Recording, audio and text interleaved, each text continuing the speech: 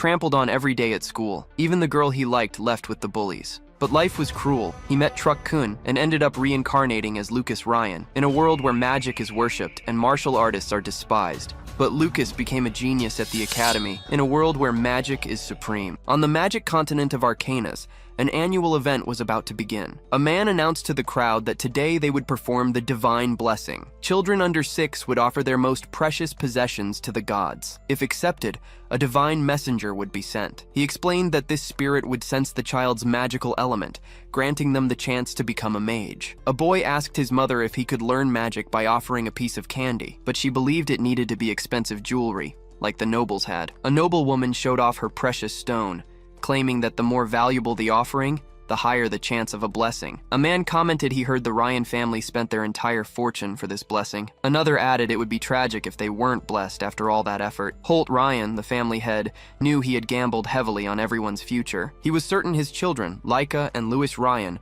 would receive top-tier blessings. The master of ceremonies called the next on the list.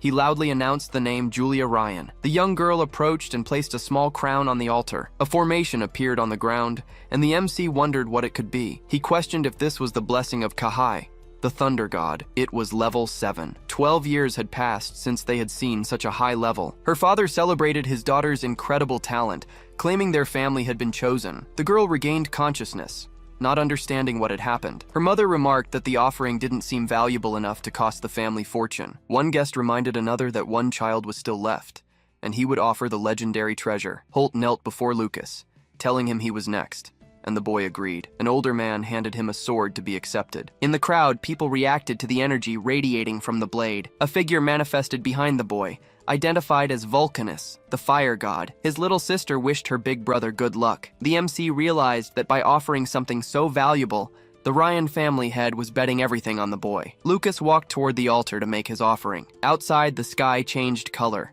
and people wondered what was happening. The boy's father had never seen anything like it, and wondered if this was level 9. The youth stood in the center of the altar.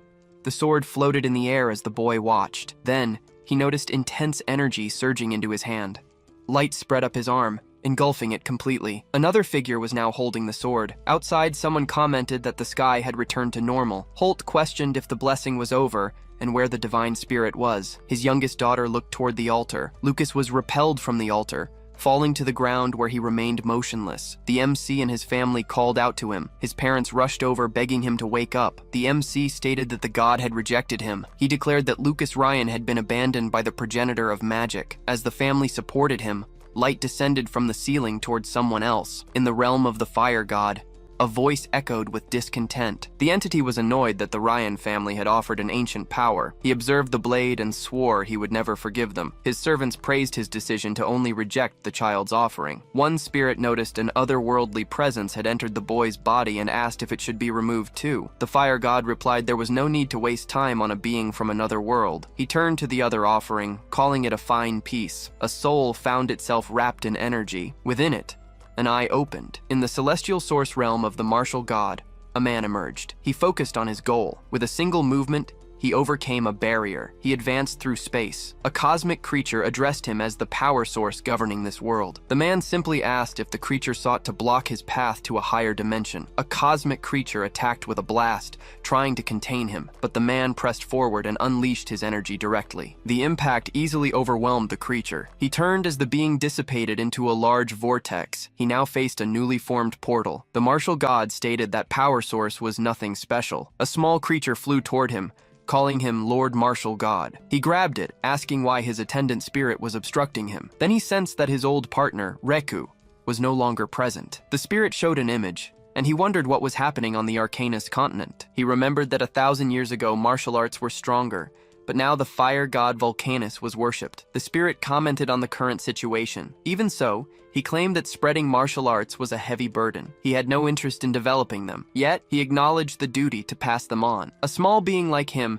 had to dedicate himself constantly to training. His presence then dissolved into a point of light. A new consciousness awoke, confused about its situation. Opening his eyes, he questioned what that was. He saw himself surrounded by several identical figures. The boy remained lying in bed. The creatures introduced themselves as Mars, the martial god, and announced they would grant him a blessing. They continued to float around the youth's bed, Then, they all flew toward him. The boy reacted to their approach. A light fired out and hit him. He received the level 9 martial god blessing, and the limit on martial arts training was removed. Sitting up in bed, the youth questioned what that martial god and level 9 stuff was about. He remembered the spirits he saw were incredibly strong. He looked at his hands, wondering what was happening. Then he recalled the accident and questioned why he was here. The memories of Lucas Ryan invaded his mind. He wondered if the gods were just messing with him. He realized he was in a new situation, fearing this life would be difficult. He thought of his mother and Azusa, who would now go on with their lives, but he still didn't understand what martial arts meant regarding the blessing he received. A lollipop fell to the floor beside the bed. The sound made him look toward the door. A little girl entered the room and called for her big brother. She ran and hugged him on the bed. The girl said she heard he would take a long time to wake up and was very worried. He comforted her,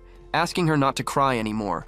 Recognizing her as Julia, Lucas's sister, he remembered Azusa, who must have been shaken by what happened. He then decided he would protect the people precious to him in this life, counting on the martial god's help. An angelic statue stands prominent on an altar in the center of a grand hall. Suddenly, a dark liquid begins to weep from the statue's eyes. The stone figure cries the dark substance, offering up its stained hands. A woman remarks that the detestable man's presence has vanished. She wonders if he died or simply left this world. Clutching a symbol on her chest, she laments having so little power left. The woman then rises amidst a dark substance. She declares that with him out of the way, this world will soon be theirs. 9 years later, peace reigns at the Ryan family estate. Lucas notices the weather has cleared and assumes Julia's training must be over. He decides to go meet her, but a massive thorn bush blocks his path. Suddenly, the thorns wrap around him, hoisting him into the air. Lucas wonders who would pull a prank like this again. He turns and identifies the culprit as Jeremy. Jeremy Ryan greets him as Lucas, the child abandoned by the gods. Behind him, a maid expresses surprise that Lucas hasn't been kicked out yet. Jeremy reminds Lucas that this backyard is reserved for the family's mages. He suggests that maybe Lucas will learn his lesson if he suffers some consequences, but Lucas warns him that his sister is finishing her magic training and will return any second. He advises Jeremy to let him go, unless he wants to get blasted by her lightning. Jeremy calls him a coward for hiding behind his sister, stammering that he's not afraid of a little lightning. At that exact moment, a bolt strikes him square in the chest. The maid screams for her master, who is now lying on the ground, smoking. Lucas turns to see Julia approaching the gate. Young Julia warns Jeremy that she won't go easy on him if he bullies her brother again. She puffs out her cheeks in a huff. Then she turns to her brother and says she'll get those thorns off him right away. Once down, he pats his sister's head, and she smiles up at him. Lucas keeps his hand on her head and asks Jeremy if he's learned his lesson. Jeremy just stares, unable to respond. Without a second thought, he turns and flees with the maid. Lucas comments on how fast Jeremy is running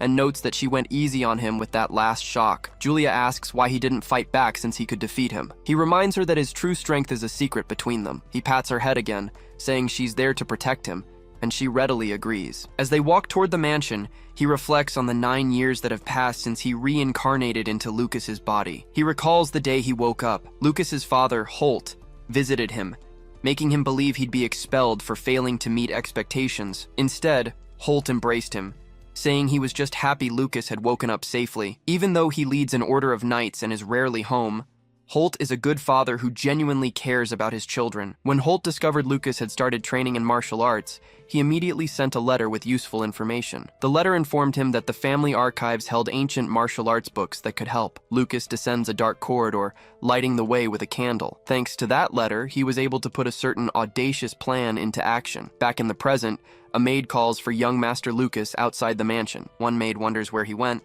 but the other says not to worry. He'll be expelled soon anyway. Suddenly, the two maids are startled by something they see. One asks if the other has felt the ground shaking. Her companion suggests it might just be someone practicing earth magic. Meanwhile, deep in an underground cave, a fist smashes through a stone wall. Lucas steps back from the rubble, wiping sweat from his face. He looks at the passage he's dug. It should be enough to reach the archives. He spent 6 months digging to build this secret training ground, divided into a study area, a training zone, and storage. He had to improvise a cheap tub for a bathroom since he spent all his money equipping the other sections. He's trained here secretly every day since finishing it. Currently, he's relaxing in a medicinal bath, claiming it's the most efficient way to train martial arts. It's been 3 years since he started training with the chaotic tempering technique he found in the archives. He rises from the tub, revealing that now, magic attacks of level 5 or lower don't even scratch him. With his defense finally taking shape, He turns to focus on offense. He approaches a training dummy, sword in hand, and executes a rapid series of strikes with the broadsword. He also trains with a long spear. Finally, he steps back from the training dummy, which is now completely destroyed. Having reached level 4 in his spear technique, he decides to practice his fist techniques a bit more today. His skills have steadily improved over the last 9 years, but one thing still bothers him. According to the books, martial artists hit a limit that can only be broken by achieving enlightenment. But this enlightenment is so difficult to attain that most give up. That's why so few train in martial arts. He turns to a large training barrel and declares that he is different. He delivers a powerful punch straight into the barrel, causing it to completely explode on impact. He has reached level 5 in his fist technique. His levels just keep rising with no apparent limit. He realizes this must be what they call a divine blessing. Back in his room, he remembers Holt is returning home tonight for a family dinner. He walks down the hall toward the large dining room doors. Upon opening them, he finds his entire family already seated at the table. Holt greets him, mentioning it's been 6 months since they last saw each other, and invites him to sit. Holt informs Lucas that the Allen Magic Academy is opening a special martial arts department and that he has already enrolled him. He acknowledges that martial arts are difficult but knows Lucas can succeed. He warns that the entrance exam is next week. Lucas simply thanks his father. Lucas reflects that he needs to get stronger, but he can't stand out too much or he'll cause trouble. Julia then raises her hand and tells their father she wants to attend Allen Magic Academy with Lucas. Holt explains it's a good goal, but she's only 11. Julia retorts that the elite class has no age restrictions. She reveals she has actually already received an offer for the elite class. Holt just stares at her, pondering this information. He comments to his wife that Julia's reputation as a genius must have reached the academy, and that a great mage might be born into the family. While Julia giggles, Lucas comments that it's amazing, leaving Jeremy visibly annoyed. A relative says they will pray for both to pass, but Jeremy asks why Lucas is getting special treatment. Suddenly, Jeremy is startled by a voice telling him to calm down. A hand touches his face, and the voice repeats that there's no need to worry. Jessica Ryan, Jeremy's mother, reassures him, saying it's not guaranteed that Lucas will pass the exam anyway. A week later, the day arrived to leave for the Magic Academy. The family said their goodbyes at the estate gates. Julia's mother told them to take care. She promised to visit soon with their favorite pudding. Then, she reminded them not to forget the lucky coin their father had given them. The coin was from the Buon dynasty, 10,000 years ago. Their father had won it after subjugating a magical beast. Holt showed them the coin. He explained that the engraved face was Mars, the first emperor. Lucas recognized him instantly. He told them to always keep it with them as a lucky charm. Lucas held the coin tight. He felt lucky to have a good family in both of his lives. With a final wave, Julia said goodbye, and they finally set off. A few hours later, the coachman announced the sunset. He said they should camp in the clearing ahead. Around the campfire, a man named Forden explained their schedule. They would arrive at Allen Academy by nightfall the next day. Julia asked Mr. Forden if there was anything interesting in Daku City. He nodded, mentioning the annual Magic Dodgeball tournament. Mr. Forden added that the city was also famous for being a gastronomic hub. Lucas noticed his sister Julia was already drooling. Suddenly, he sensed movement from the darkness of the forest. He detected 12 horses and 13 people approaching fast, just 2 kilometers away. He asked Forden if there were bandits in the area. The man replied that the chances were low. His chaotic tempering technique had given him sharpened senses. He was certain he wasn't imagining things. With only 5 of them and a child in the group, he knew they needed to be careful. He stood up and warned them. A mysterious group was coming quickly, and they needed to get into formation. Forden couldn't hear anything, and wondered what young Master Lucas was talking about, but he quickly changed his mind. He ordered the guards to ready their weapons immediately. He didn't know where Lucas got the information, but decided it was better to be safe than sorry. Just then, a group of bandits on horseback charged through the forest. The guards spotted the riders, confirming their presence. The bandit leader saw them. He celebrated that the boss was right about the place being full of nobles. One of them commented that the little girl and the boy next to her would yield a good ransom. Forden confronted them. He asked if they had any idea what happens to those who mess with nobles. The bandit leader simply ordered his men to attack everyone except the 2 children. The bandits advanced. One of the guards ran to provide cover for Mr. Forden. A bandit charged on horseback, raising his sword to strike, but a guard intercepted him, hitting him with a spear. The bandit leader watched his companion fall. Forden entered the battle, moving quickly with his sword. He told Miss Julia to leave the situation to him. With a single blow, He rushed forward and took down several bandits. He turned and yelled for young Master Lucas to grab Julia and run. Lucas turned sharply, hearing the sound of an attack. One of the bandits cast a fire spell on the remaining guards. The leader realized they had a mage. Surprising Forden, he shouted for the two to run into the forest while he took down another enemy, but a bandit attacked him from behind, striking him. Lucas turned in time to see it and screamed Forden's name. The man stood up, wounded and surrounded by enemies. The bandit leader promised to burn him for defeating his companion. Forden prepared for battle. He declared he would protect the young master and the young lady, even if it cost him his life. Lucas knew Forden was only a level 2 martial artist. He couldn't beat a mage. Lucas wanted to keep his true strength a secret, but he couldn't. He remembered how Forden had been kinder to him than anyone else, becoming practically family. He couldn't stand by and watch his family be attacked. He told Julia to hide. He knelt down and told her he was going to help Forden. His sister agreed and asked him to be careful. Lucas ran toward the combat. Meanwhile, Forden exchanged blows with the bandit. He fell to his knees, struggling to stay upright. The bandit leader raised his sword to deliver the final blow. Suddenly, the attackers fell. Forden looked back, surprised by what had just happened. The other bandits wondered what that was. 2 fast projectiles hit 2 bandits. Then, a barrage of projectiles took down several other men at once. A small flame formed in Lucas's hand. He commented that his Gale Strike had reached level 4. Defeating level 1 bandits was a piece of cake. One of the bandits despaired, asking who the hell did that to his companions. The leader realized they had all been defeated in an instant. He prepared one last attack, screaming that he was taking the old man with him. A large fireball was launched directly at Forden. With no strength to dodge, Forden thanked whoever had helped, knowing the children would live. He closed his eyes and thanked the heavens, but Lucas jumped in front of him to intercept the imminent attack. The youth advanced directly against the fireball. Forden watched him, unable to believe his eyes. After the smoke cleared, Lucas was standing there. Forden called out to him as young master. The bandit leader was surprised to see his fireball completely negated. He tried to counterattack with another spell. Lucas simply stated that he was already finished. With a single punch, Lucas charged and hit the bandit leader squarely. The impact instantly defeated the man, and Lucas landed on the horse. Forden watched him pull away and asked how he did that. Smiling, he turned and said he seemed to have a talent for martial arts. The older man could only call out for the young master. Suddenly, a dark mass began to sprout from the ground behind them. The creature rose completely, revealing its skeletal face. The monster ordered Lucas Ryan and Jeremy Ryan to die. Lucas stared at the thing in front of him. He decided he needed to defeat the monster quickly. Jeremy jumped into the air toward the creature. He struck the monster's head with a blow. Lucas watched his companion's action. Elsewhere, a man punched the ground. Energy rushed through the soil from his fist. Chains emerged from the earth and trapped a man. Back at the fight, Lucas wondered what kind of thing that was. A symbol manifested in the creature's eye. He questioned if that was what was controlling the dead. The monster opened its enormous mouth. Jeremy said that if his normal attacks didn't work, he would try another approach. Jeremy hit the monster with both hands. Lucas prepared to attack the creature. He extended his palm forward. He hit the symbol in the monster's eye directly. A beam of energy tore through the creature and the forest. The monster was completely disintegrated by the attack. Lucas stood still as the creature's silhouette disappeared. He fell to the ground exhausted while Julia called him. Turning,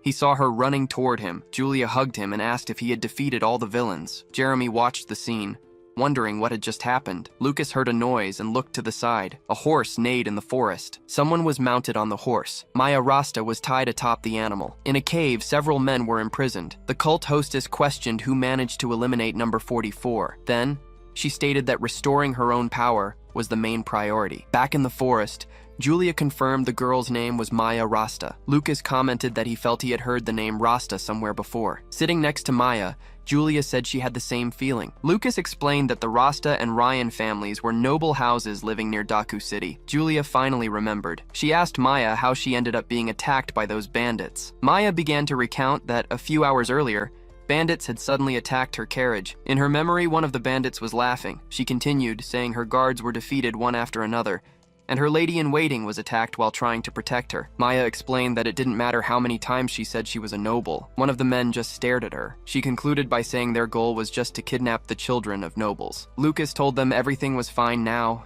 as they were all defeated. He remained silent for a moment. Forden approached and informed the young master that Miss Maya and Miss Julia had gone to rest. Lucas called him over and asked for his opinion on what Maya had said earlier. Forden asked if he meant the fact that those bandits were professionals. He stated they had likely been targeting noble children for some time. Lucas added that they were bandits who could use magic and had bizarre power to control the dead. Forden looked to the side. The young master concluded that there seemed to be a terrifying demon behind everything. Forden said he would report this to the master immediately. If they informed the Rasta family about Maya's situation, they would likely get their cooperation too. Lucas agreed and said he had a suggestion to avoid further trouble. The next day, in Daku City, Julia was surprised to learn they were canceling the plan to stay and tour the city. Lucas explained that some of yesterday's bandits might still be in the city. For safety, it was better to go straight to the Magic Academy. He asked her to try to understand, as it was for her and Maya's safety. Maya agreed with what he said. Julia and Lucas sat together inside the carriage. Lucas looked at his sister. He promised Julia he would buy whatever she wanted to eat later. Maya commented on how well the two got along,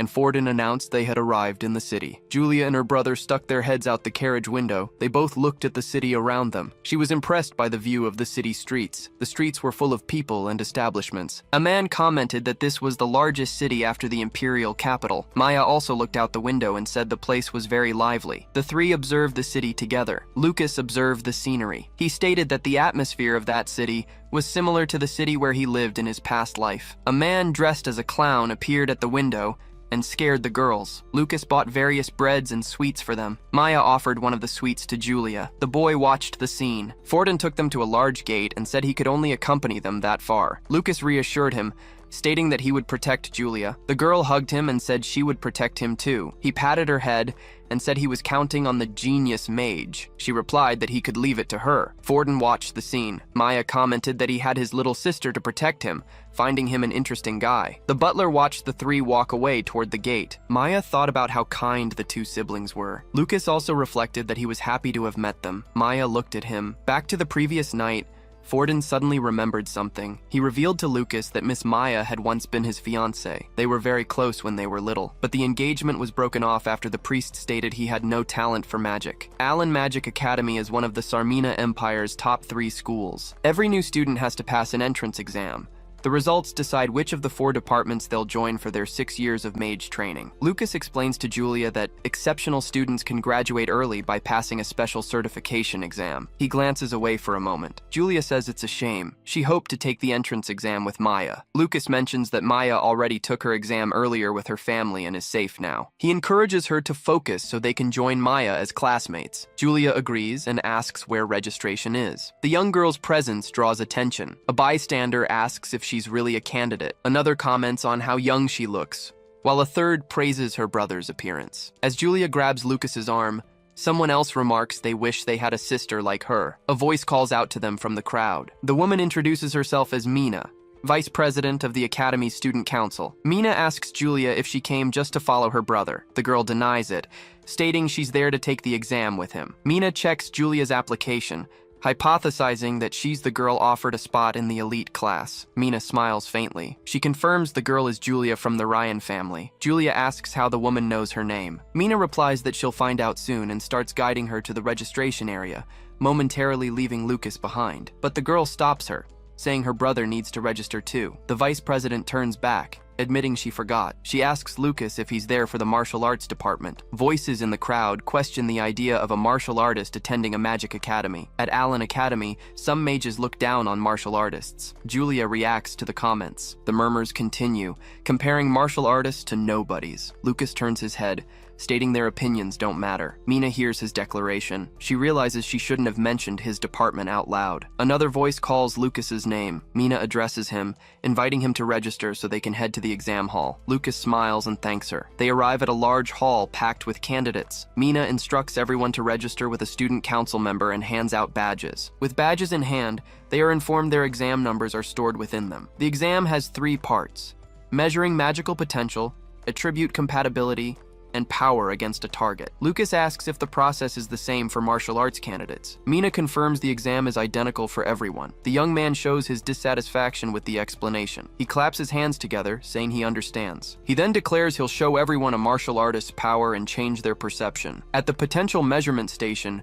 an examiner announces the start of the first test. The examiner watches Lucas approach the gauge. Suddenly, the man reacts, claiming he's never seen anything like this, a rare phenomenon. When he places his hand on the gauge, Lucas's result is low. The screen shows he'll struggle to enter even the martial arts department. He sighs, lamenting that this is happening again. Next, another candidate approaches and places her hand on the gauge. Two candidates react in surprise at her result. Her potential is 7 out of 10, ranking her as one of the year's best students. Lucas watches from the crowd, thinking everyone is easily impressed. He tells Julia not to hold back today, and she confirms. The examiner watches as the girl concentrates her power on the gauge. The device in her hands begins to emit strong energy. The energy expands, filling the entire exam hall. The examiner announces the result is 10, the maximum value. Her talent is considered incredible. Another student took 2 years to reach that same level. She holds the gauge with the final result. Julia finishes the test and heads toward Lucas, calling for her brother. She hugs him, asking if it was good. He replies that she'll become an archmage one day. A spectator comments on the contrast between genius and lack of talent, but is interrupted by a colleague. The young man advises him not to start trouble with a genius over someone with no ability. Julia shifts her stance, warning that she won't accept anyone mistreating her brother. For the last 3 years, all of Lucas's hard work had a purpose. Candidates gathered in a circular hall for the compatibility test. Elemental spirits of various natures suddenly appeared throughout the room. A surprised candidate pointed, drawing everyone's attention. Julia stood in the center of the hall. Spirits of every element were beginning to gather around her. She smiled as they swirled about her. One candidate whined about not attracting any spirits. Another wondered if Julia had maximum compatibility with every element. Watching from afar, Lucas commented on her impressive talent. Her special ability was amplifying her potential.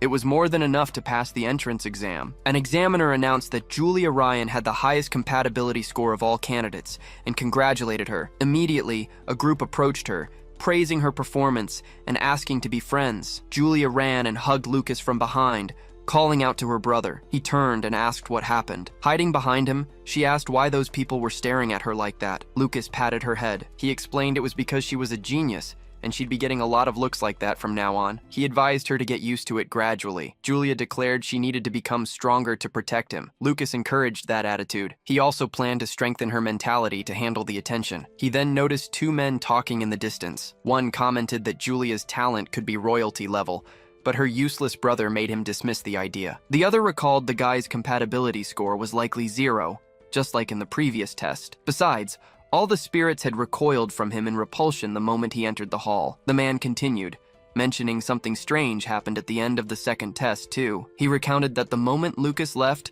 part of a fire spirit just fell apart. His friend doubted the story, but Lucas and Julia walked past them at that exact moment. Lucas overheard the conversation and gave a slight smile. He then remembered what really happened during that test. As he walked through the hall, the fire spirits avoided him. Their attitude was particularly hostile, taunting him. When the test ended and he was leaving, one flew right at him. The spirit spat fire directly at him.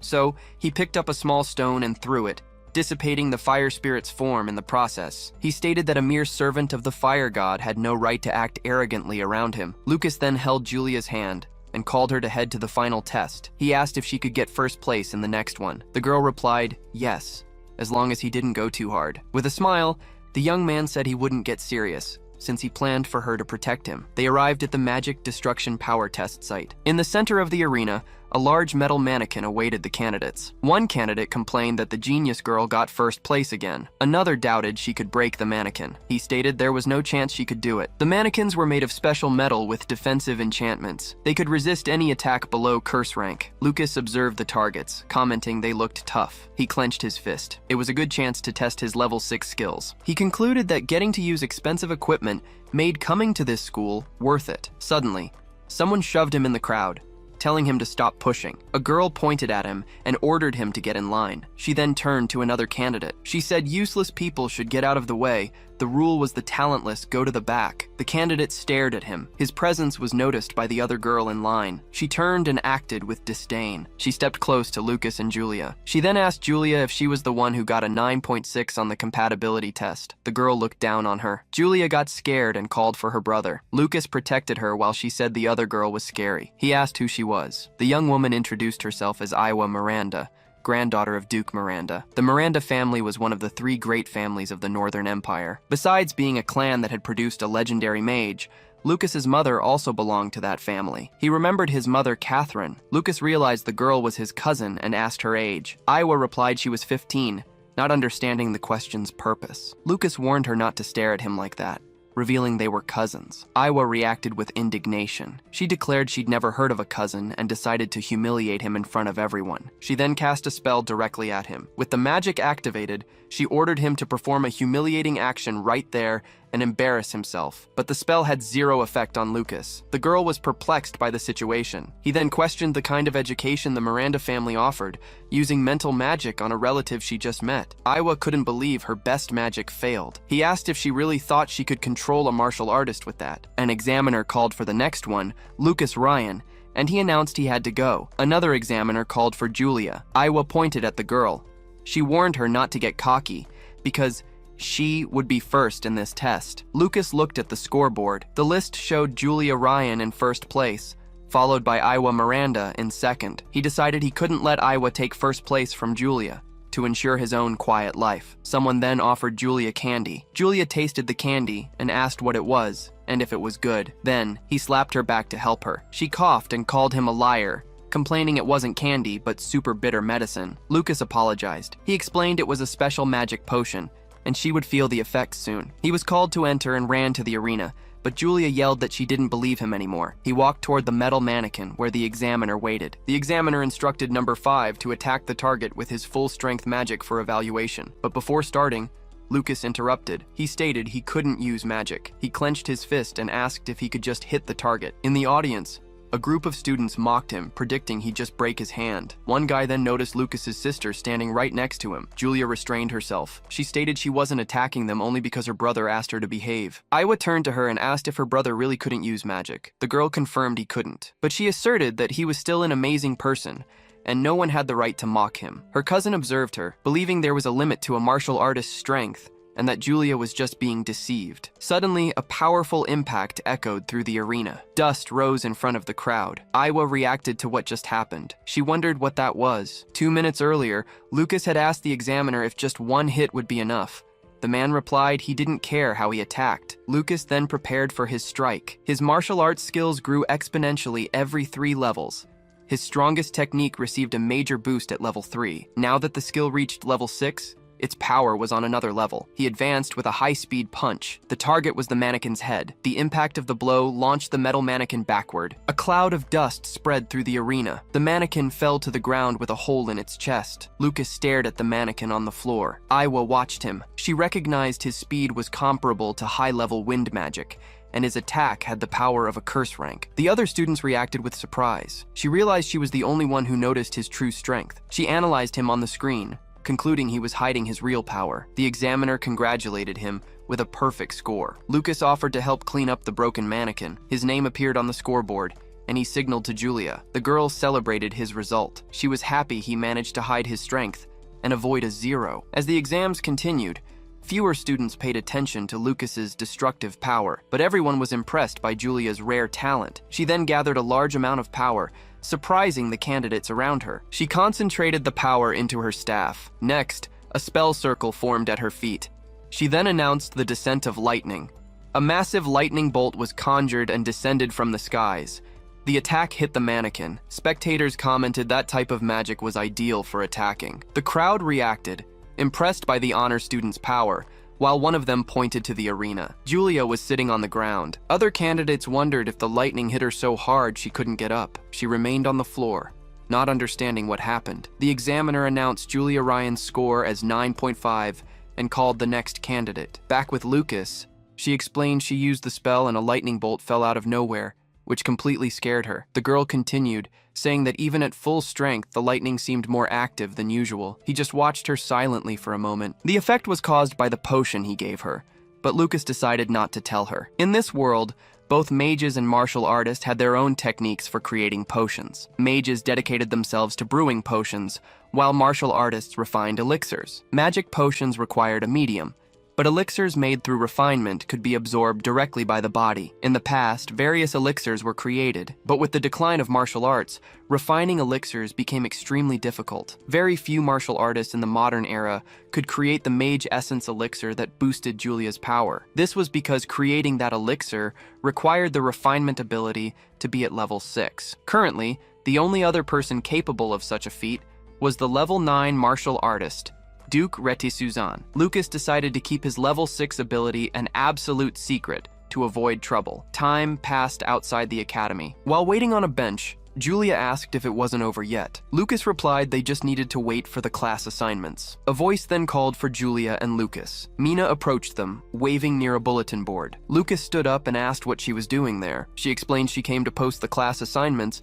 and congratulated them for getting first place. Julia celebrated the news that she was first in the elite class. Lucas congratulated her, and she celebrated with him for passing into the elite class too. Then Mina asked Julia if there was any department she wanted to join next year, leaving her confused by the question. Mina explained that the academy had 5 departments. All students were assigned to one after the first year. The girl then deduced that, based on her attribute, she would probably go to the wind department. Mina then grabbed her and said she would wait for her in the wind department. Julia agreed to the proposal. Lucas noted that Mina was already recruiting people, while she offered to take Julia to the female dormitory. Julia said goodbye to her brother, saying she'd see him later. Lucas waved goodbye, asking Mina to take care of his sister before heading to the martial arts department. The students announced that the class assignments were published. Julia Ryan got first place as expected. One student commented that the other freshmen were just extras to make the genius stand out. The final scoreboard showed Julia Ryan in first place in the elite class. Iowa swore that one day she would take first place from Lucas and Julia. Lucas already knew the martial arts department wasn't a priority, but he wondered if anyone could actually live in a building that looked ready to collapse. At least a place like that would be quiet enough for the peaceful school life he wanted. A guy approached him, asking if he was Lucas, the department's top-ranked student. He introduced himself as Kai Taroy,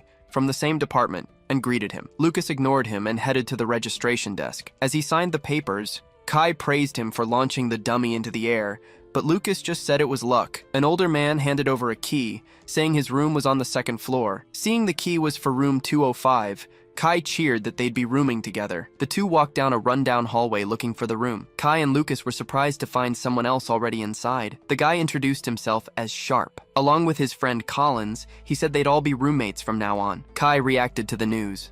Their room was in terrible condition. Kai questioned what kind of room this was. He reacted with disgust, claiming the place was worse than a pigsty. Then, startled by a spider, he asked Lucas if he really intended to stay in such a filthy room.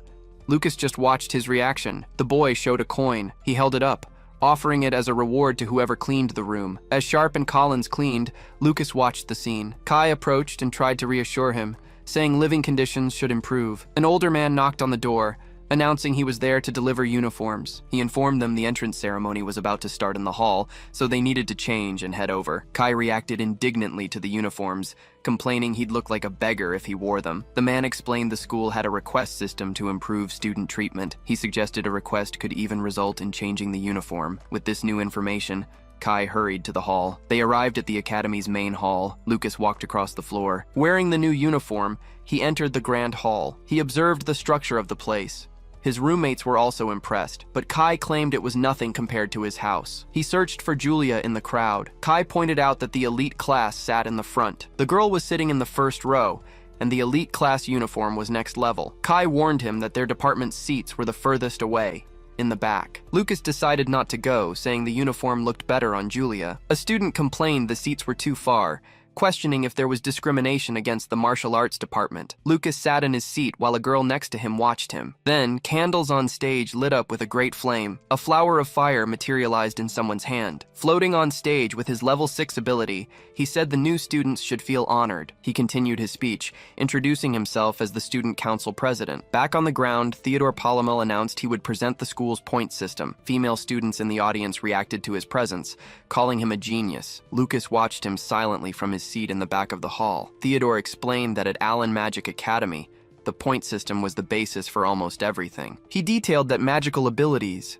books, tamed beasts, and even guidance from great masters could be obtained with points. There were various ways to get points, but manual labor earned very little. It was much more efficient to earn points by participating in department events or guiding freshmen. Lucas then understood why Mina was helping them. Theodore concluded by saying that becoming a student council member guaranteed a stable income of points every month. Lucas listened intently to the speech. Theodore continued, revealing that, although risky, there was also monster hunting. He explained that behind the school lay the magical beast mountain range, where students could hunt them for points. Hearing the name of the mountain range, Lucas clenched his fist. A smile appeared on his face as he realized it was a training ground tailor-made for him. A few hours later, night fell over the academy dorms. Inside one of the rooms, a young man slept soundly in his bed. Incense burned slowly, keeping the room's occupants asleep. Lucas Ryan sneaked out, revealing the tranquility incense was used so he could go to the home of the magical beasts. He remembered the martial arts department building was at the back of the campus, so Lucas concluded the magical beast's home was right behind that wall. He jumped over the high wall. The boy landed on the other side in wild territory. Lucas advanced through the forest while some creatures chased him.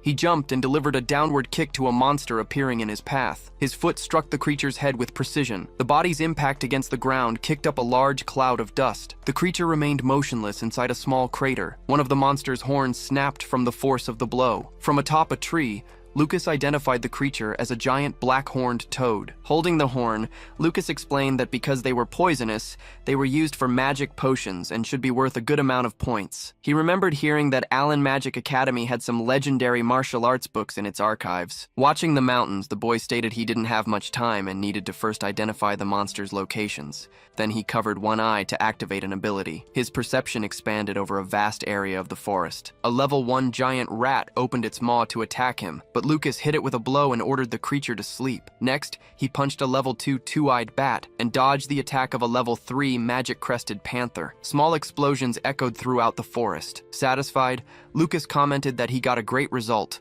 with materials that could be used to refine elixirs and others he could exchange for points. While dragging a heavy sack, he realized the place was too quiet. He touched the ground and noticed almost no traces of other magical beasts. Lucas wondered if this meant a powerful creature lived nearby. Then Lucas knelt to concentrate and feel the area around him. He felt a presence coming from a trail in the forest. Lucas found the entrance to a dark cave. A dark emanation emerged from inside the hole. A snarling wolf with glowing eyes revealed itself in the darkness. With a smile, Lucas said he found it. He leaped through the trees, realizing the creature a kilometer away had also noticed him. The young man left his sack of items at the cave entrance. Then he stepped forward, entering the creature's lair. A huge level 6 fire and ice wolf emerged, snarling at him. The creature stared at the boy with intimidating eyes. Lucas understood that being a wolf, it made sense for it to be so territorial. The beast charged with its mouth open to attack, fist clenched. He invited it to confront him. Lucas then landed a punch on the wolf's paw, and the creature retaliated with a powerful blast of ice. Lucas blocked the attack, covering his fist with ice. The wolf retreated at the unexpected defense. He then shattered the ice and landed a direct punch to the creature's face. With the wolf stunned, Lucas leaped back, holding a piece of ice. The beast staggered and hit the cave wall. Standing over the fallen creature, he lamented that if he had trained more, he would have caused much more damage. Lucas provoked it to get up, saying the fight wasn't over yet. The wolf rose again and concentrated a sphere of fire in its mouth. Then it fired an immense blast of flames. The explosion of fire consumed the surrounding area. Amidst the flames, the creature stood its ground. The wolf howled to the sky, releasing its fury, but Lucas appeared beside it, unharmed by the attack. The boy prepared another blow while the beast stared at him, and landed a powerful punch to the wolf's stomach. The impact of the blow stunned the creature. The creature was thrown forcefully against the cave wall. Then the wolf fell to the ground, finally defeated. Lucas watched the fallen animal and commented on its rare ability to freely control fire and ice. Even wounded, the wolf stared at him. The creature's eye revealed an unusual pattern. With eyes shining in the dim light, Lucas stated that this was a very rare magical beast. Lucas approaches the wolf. The beast unleashes a simultaneous blast of fire and ice from its maw. He stares down the beast's dual elemental attack. Two blasts of raw power hurtle toward him. Lucas spots steam rising where the opposing elements collide. A swift attack grazes him. The wolf seizes the distraction to escape. The beast bolts, sprinting at high speed to exit the cave. But Lucas leaps after it, yelling that he won't let it get away. He reaches out to grab the creature. He manages to snag the wolf's tail, With a powerful spin, he hurls it into the air. Holding a clump of fur, Lucas remarks that fighting a giant magical beast is good practice, and it must be worth a lot of points. Suddenly, a look of surprise crosses his face at something he sees. Another identical wolf appears and attacks the creature he was just fighting. Lucas leaps backward, dodging the assault. One wolf unleashes a torrent of flames in his direction. Meanwhile, the other attacks from above. The first wolf intensifies its fire attack. Lucas dives toward the ground, yelling at them to quiet down. He slams his fist into the ground, generating a massive shockwave. His clenched fist trembles with the force of the impact. The blow's energy ripples throughout the entire cave. The two wolves pin him down, and he wonders if this is where he'll be defeated. He concludes he has no choice but to use his last resort. Two enormous paws slam into the ground where he just was. He looks up, eyeing the new threat. An even larger wolf lands right in front of him. The giant creature drops a fire core and an ice core onto the ground. Lucas wonders if those are beast cores. In this world, some magical beasts are born with a core containing all their power. If a human's vital energy touches that core, the creature becomes their tamed beast. So, Lucas asks if the wolf wishes to become his servant. Smiling, the young man affirms that he accepts the proposal. He considers it an unexpected acquisition. Not even mages usually possess a level 6 tamed beast, but the wolf doesn't seem very smart. Proud, magical beasts would never submit to a mere human. Lucas then performs the necessary ritual. He transfers a little of his energy to the two cores. He offers the cores to the wolf.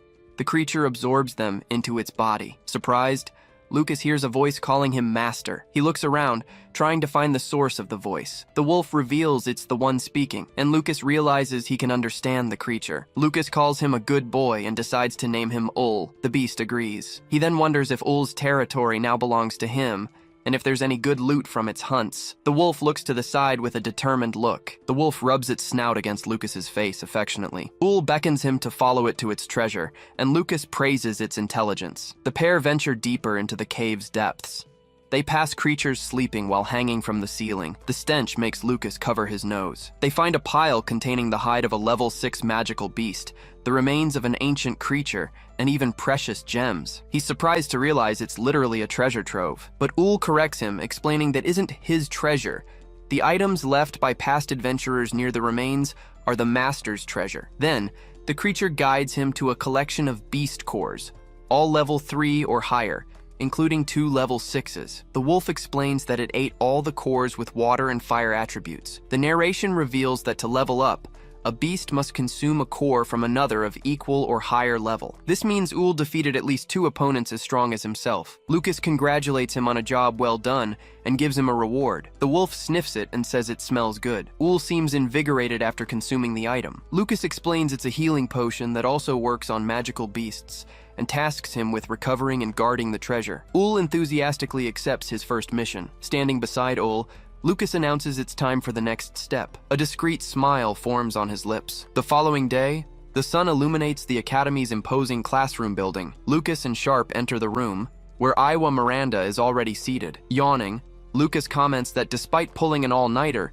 he doesn't feel tired thanks to the sleep incense. He recalls trying to count his treasure, but Ul wouldn't stop bothering him. The clock on the wall indicates that the class is about to begin. The martial arts department classroom remains almost empty. Sharp wonders where the teacher is and why no one else is there. Kai Taroi suggests the administration might have forgotten to assign them a teacher, but Lucas finds that unlikely. Shuffling footsteps echo from the hallway. A man stumbles inside, kicks a bottle, and complains about feeling hungover. Sharp watches the scene, but Lucas maintains a neutral expression. The newcomer leans against the door, introduces himself as Shigart, head of the martial arts department, and announces the start of class. Lucas watches him silently. Shigart scrawls his name on the chalkboard. He turns to the class, holding up a small book. Kai Taroi stares down the teacher. He demands to know if this guy is really their professor, noting he certainly doesn't look the part. With a blur of motion, Lucas strikes him. Kai sits down, stunned by the sudden action. That quick movement makes Lucas smile. The professor announces roll call. No one leaves without permission. He calls for Tishy, who answers, "Here." Next is Lucas. The young man raises his hand, confirming his presence. After Collins answers, Shigart calls for Sharp. Silence. The professor snaps the book shut and declares everyone present. Shigart claims he forgot the textbooks.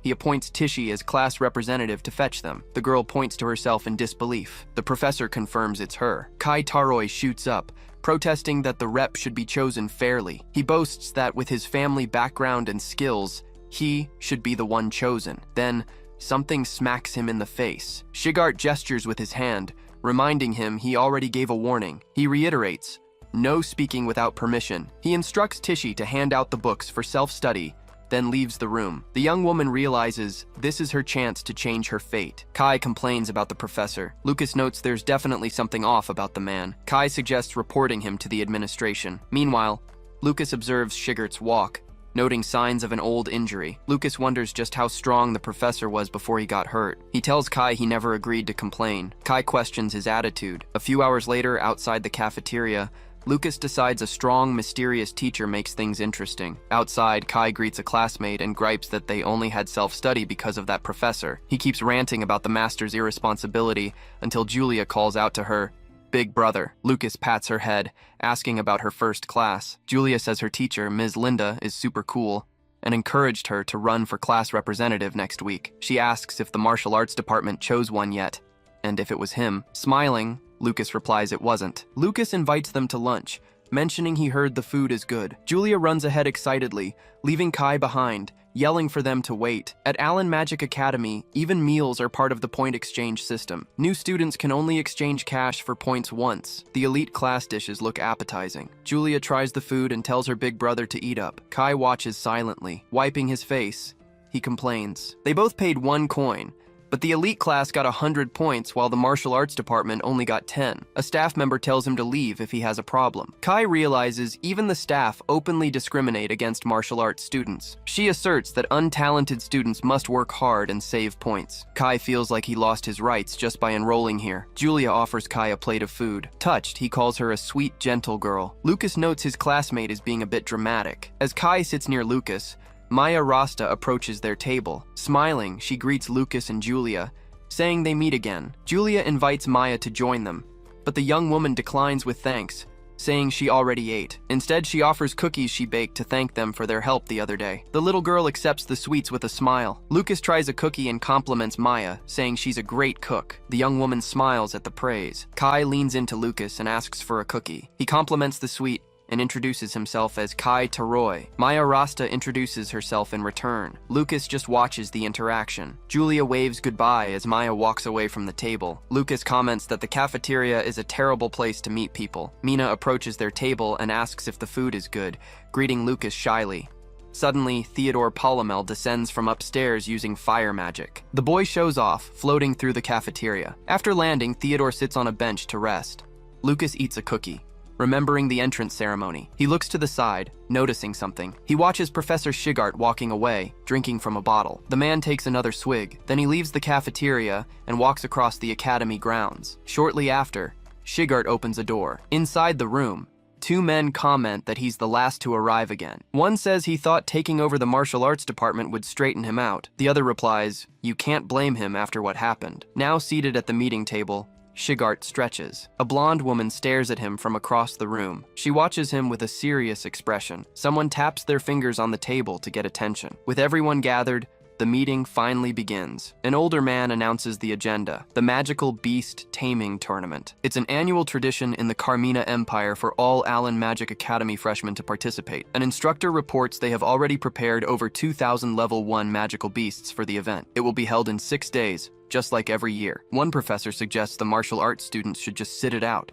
It would be a waste of time. He slams his hand on the table, but Shigart stands up and objects. The professor justifies himself, saying he was only thinking of the students. An instructor interrupts to agree with Mr. Shigart. She asserts that as long as they are freshmen, martial arts students must be required to participate. Another teacher agrees, stating all students should be treated equally. The man wonders why there are still professors who side with Shigart, especially Linda. Shigart and the instructor stare down the professor. He yields to their insistence but claims the students will just end up scared. An older man declares it decided. The martial arts department will participate. The dissenting professor leaves the room. Another instructor approaches Linda, asking if she's sure about this. He explains that while martial arts require real combat, the taming tournament might be too harsh for them. Linda just offers a faint smile. She remembers something someone told her long ago. Shigart asserts that a coward cannot call themselves a martial artist. Any student who refuses to participate in the tournament will have to leave the department. It is announced that the Magical Beast Taming Tournament will be held in 6 days. The professor informs the class that after the lesson, They will have practical combat training so everyone can defeat a magical beast. Kai Taroi questions the point of participating. The tournament is just to choose a class rep, and they already have one. The professor tells the student to be quiet. Class is starting. Lucas rests his chin on his hand, looking away. Outside, the students begin training. During training, a female student is shoved against a wooden pillar. Tishy readies her combat stance. One student comments to another that everyone passed the entrance exam, so they aren't that bad. Tishy attacks with a kick that kicks up the dirt. Lucas dodges a classmate's attack, sending the attacker stumbling backward. Shigart raises a bottle and announces it's late, ending the day's training. Kai Taroi sits on the ground, saying it's finally over. Collins approaches with Sharp, advising he'll bring his food later. Kai asks if he made another deal. He explains he traded a coin for food. Sharp asks why he wasn't informed about such a good deal. Collins apologizes and promises Sharp he can have the next one, which Sharp readily accepts. Lucas watches their interaction. Kai approaches Lucas,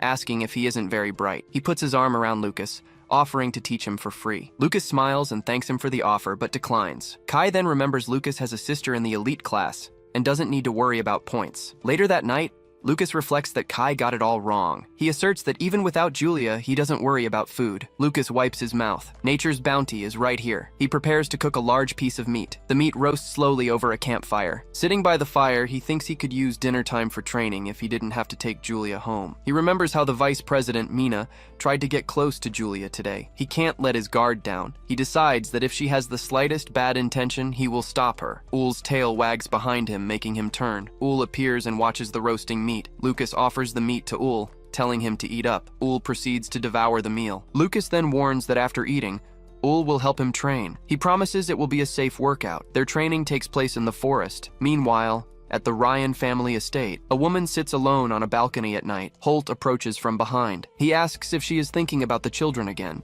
and she confirms it. He comments that their classes have probably started by now. Holt suggests she should go visit them if she misses them so much. He offers to take her, since he needs to pass through Daku City for work. She thanks him for the offer. The woman expresses her happiness at being able to see the children. At Count Grindo's house, several hooded figures gather in a grand hall. 3 masked members observe the surroundings. A green-haired woman welcomes Jessica, saying she is happy she could make it. She invites her to sit. Jessica Ryan, wearing a mask, observes the hostess. The hostess presents her new creation, Jade Dream, a special drink. Jessica takes an offered goblet containing a liquid. The green-haired woman picks up a small vial containing a rare essence. She adds a few drops to the mixture as the finishing touch. She tells everyone to enjoy. The hostess moves through the hall. Then she announces the start of the day's activity. Jessica remains seated, observing the scene, goblet in hand. Jessica questions how an 11-year-old girl destroyed the Black Wind group. She explains that Julia received a level 7 blessing. The hostess comments that the girl inherited the talent of both the Catherine and Miranda families, but the green-haired woman insists a mere level 7 shouldn't have been able to defeat them. She grabs Jessica's ear, saying her daughter's efforts won't bear fruit. The hostess lifts her chin. She asks if she wants to kill Catherine and her daughter to become the Baroness. Jessica agrees and asks what she must do. The green-haired woman just smiles. She places a symbol on the table. The hostess remarks that the moment a young sprout withers is truly beautiful. Tishy mentions hearing they have more practical combat training that morning, but some students complain their whole bodies ache, calling Mr. Shigart a monster. She admits it hurts, but says it's to get stronger. A classmate questions her. Lucas and Kai, however, claim to feel no pain at all, and Tishy watches them. Then Kai brags about being the strongest in the class, backed up by his friends. Lucas just watches the scene from afar. Tishy notes the 4 of them seem fine, and concludes they'll become great martial artists. Kai charges into combat, yelling for them to start. Lucas blocks his opponent's punch. Kai watches his hand being stopped. Then Lucas attacks him with a palm strike. He braces for a counterattack. With a single blow, he sends Kai and the others flying back. Kai praises him, saying that wasn't bad at all. Lucas replies that he wasn't either. Lucas watches the other students training from a distance. He then turns, feeling like he's being watched. An elderly man is meditating under a large tree. Kai approaches and asks if it's that old guy. Seizing the distraction, Kai attacks him, yelling that he left an opening. But the attack fails, and he's thrown to the ground. He gets up and tells Lucas not to look away, because they'll fight until there's a winner. Lucas simply agrees and prepares to continue. The old man gets up and leaves. A young woman asks Director Otani if he's returning to the library, but he refuses the company. The director calls him a fascinating young man. He realizes the boy is hiding his true strength. He decides he'll remember the name Lucas, since even he can't assess his abilities.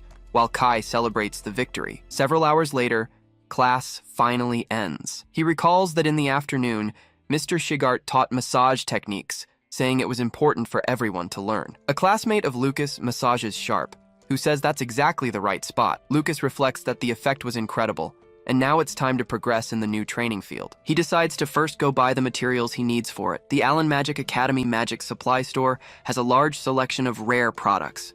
He enters the place and compares it to a mall. A high-quality mannequin costs 30 points, and like everywhere else, he has to pay with points. He realizes the selection is great, but everything is very expensive. It looks like he'll spend 1,000 points a month. He remembers that Julia earns a lot of points, but he can't keep depending on her. He'd feel bad if she lost her lunch money. For today, he decides to buy just the magic potion to mix into his bath. Next time, he'll trade materials from the cave for points. The shop clerk is dozing at her desk. She lifts her head and wakes up. Lucas approaches the counter and asks for the item he wants. The clerk informs him the total will be 5 points. He uses his card to make the payment. The woman notices from his uniform that he's a martial arts student and is spending half his initial 10 points at once. The clerk confirms the 5-point payment and hands him the product, and Lucas thanks her. She questions if he can really use all that, warning that he'll regret it if he wastes his points. But he replies that he doesn't think it will be enough and that he'll come back to buy more. The clerk concludes he's a noble, since martial arts students don't have potion classes. She leans back in her chair, complaining that this is why she hates nobles. That night, in his cave, Lucas relaxes in a hot bath. He reflects that mixing the potion into the bath doesn't make the medicinal effect disappear, and that it would be a waste to throw it all away. He then considers that he can't make someone else drink his bathwater. UI emerges from the darkness behind him. Lucas gets out of the bath, satisfied, and decides he'll grab some materials to trade for points. He resolves to stick to common level 2 materials so as not to attract attention, but a creature emerges from the water behind him. He turns around. UI is drinking the bath water, and Lucas asks him what he's doing. Hiding behind the barrel, Lucas asks if UI drank all the water. The wolf just stares at him. Lucas then steps out of the tub, saying it doesn't matter, since that will strengthen UI's body too. UI thanks him and asks for meat too, so Lucas calls him a glutton, commenting that this solves the wasted water problem. He plans to trade the materials for points in 3 days and hide the tools near the dorms for now. The shop clerk sees him carrying a heavy tool and offers magic help, but he refuses. She waves goodbye, calling him a blessed child. Shigart reminds everyone that the taming tournament is tomorrow and asks if they're taking it seriously. He tells the students not to slack off. They can quit and go home if they don't want to train. The teacher points out that Sharp's leg is too high, leaving him vulnerable, and then turns to Kai. He questions Kai's weak punch, but the student retorts that he already beat Lucas, Sharp, and Collins. The teacher hits Kai and then asks the other 3 if they really lost to that guy. Lucas, Sharp, and Collins confirm that they did. Shigart puts his hand to his face, complaining that this is why spoiled nobles are a problem. He then instructs Tishy to fight Kai, and she accepts. The two position themselves on the training field. Kai warns he won't hold back. He'll prove he's the fittest to be the class representative. Tishy simply invites him to start. He advances with a kick, yelling for her to take the hit. Kai smiles during the attack, but Tishy hits him in the stomach, making him recoil from the impact. Her arm moves quickly. She blocks his punch with her leg and asks what he thinks of that. Kai reacts to her counterattack. With a single blow, Tishy launches him away. Kai lies on the ground with a mark on his forehead. He immediately blocks her strike and yells not to be underestimated. Tishy then prepares another palm attack. With a single blow, she launches him away again. Lucas watches the defeat and comments that now he understands why the teacher made Tishy the class representative. Shigart orders everyone to take training seriously. Tishy approaches Kai and asks if he's okay. The teacher warns that tomorrow everyone must tame at least one magical beast. He threatens to expel anyone who fails from the martial arts department. Shigart announces this is the final stretch, and they will fight with everything they have until sunset. Lucas helps Kai up from the floor. He tells Kai his defense is a mess, but he'll be fine if he corrects that bad habit. But Kai denies it. He declares he thinks he's in love with Tishy. He explains it was the first time he was defeated by a girl, and he's already thought of names for their children. The next day, the students are instructed to enter the gate in an orderly fashion. Kai comments that the place is huge. He wonders how many magical beasts are there, starting to get scared. 2 students from another department mock the martial arts students, saying they'll be destroyed immediately. Shigart tells his students to use the time to memorize the tournament rules instead of worrying about useless thoughts. Lucas sits next to his teacher in the bleachers. The boy looks to the side. Kai admits he's getting nervous, but Lucas advises him to pretend the magical beasts are Mr. Shigert. Lucas explains that they're weak. He tells Kai to just picture himself taking down Mr. Shigert. The idea gets him pumped, but Shigert warns them. He can hear every word they're saying. Lucas reminds him that a low-level magic beast can't break his defense. Kai promises not to make that mistake again. Shigert watches Lucas give sound advice. Meanwhile, an announcer appears on a screen. Julia announces the start of the tournament. She asks for the first group of competitors to enter. The announcer explains the rules. Taming 10 magic beasts earns a perfect score. The time limit is 10 minutes. Julia enters what appears to be a barrier space. She wonders how so many magic beasts could fit inside such a small hut. 2 large beasts with razor-sharp teeth appear right in front of her. She assumes everyone else is at the back of the hut and readies her attack. Casting a spell, she declares that she's caught the cute little magic beast. Her attack strikes the creatures.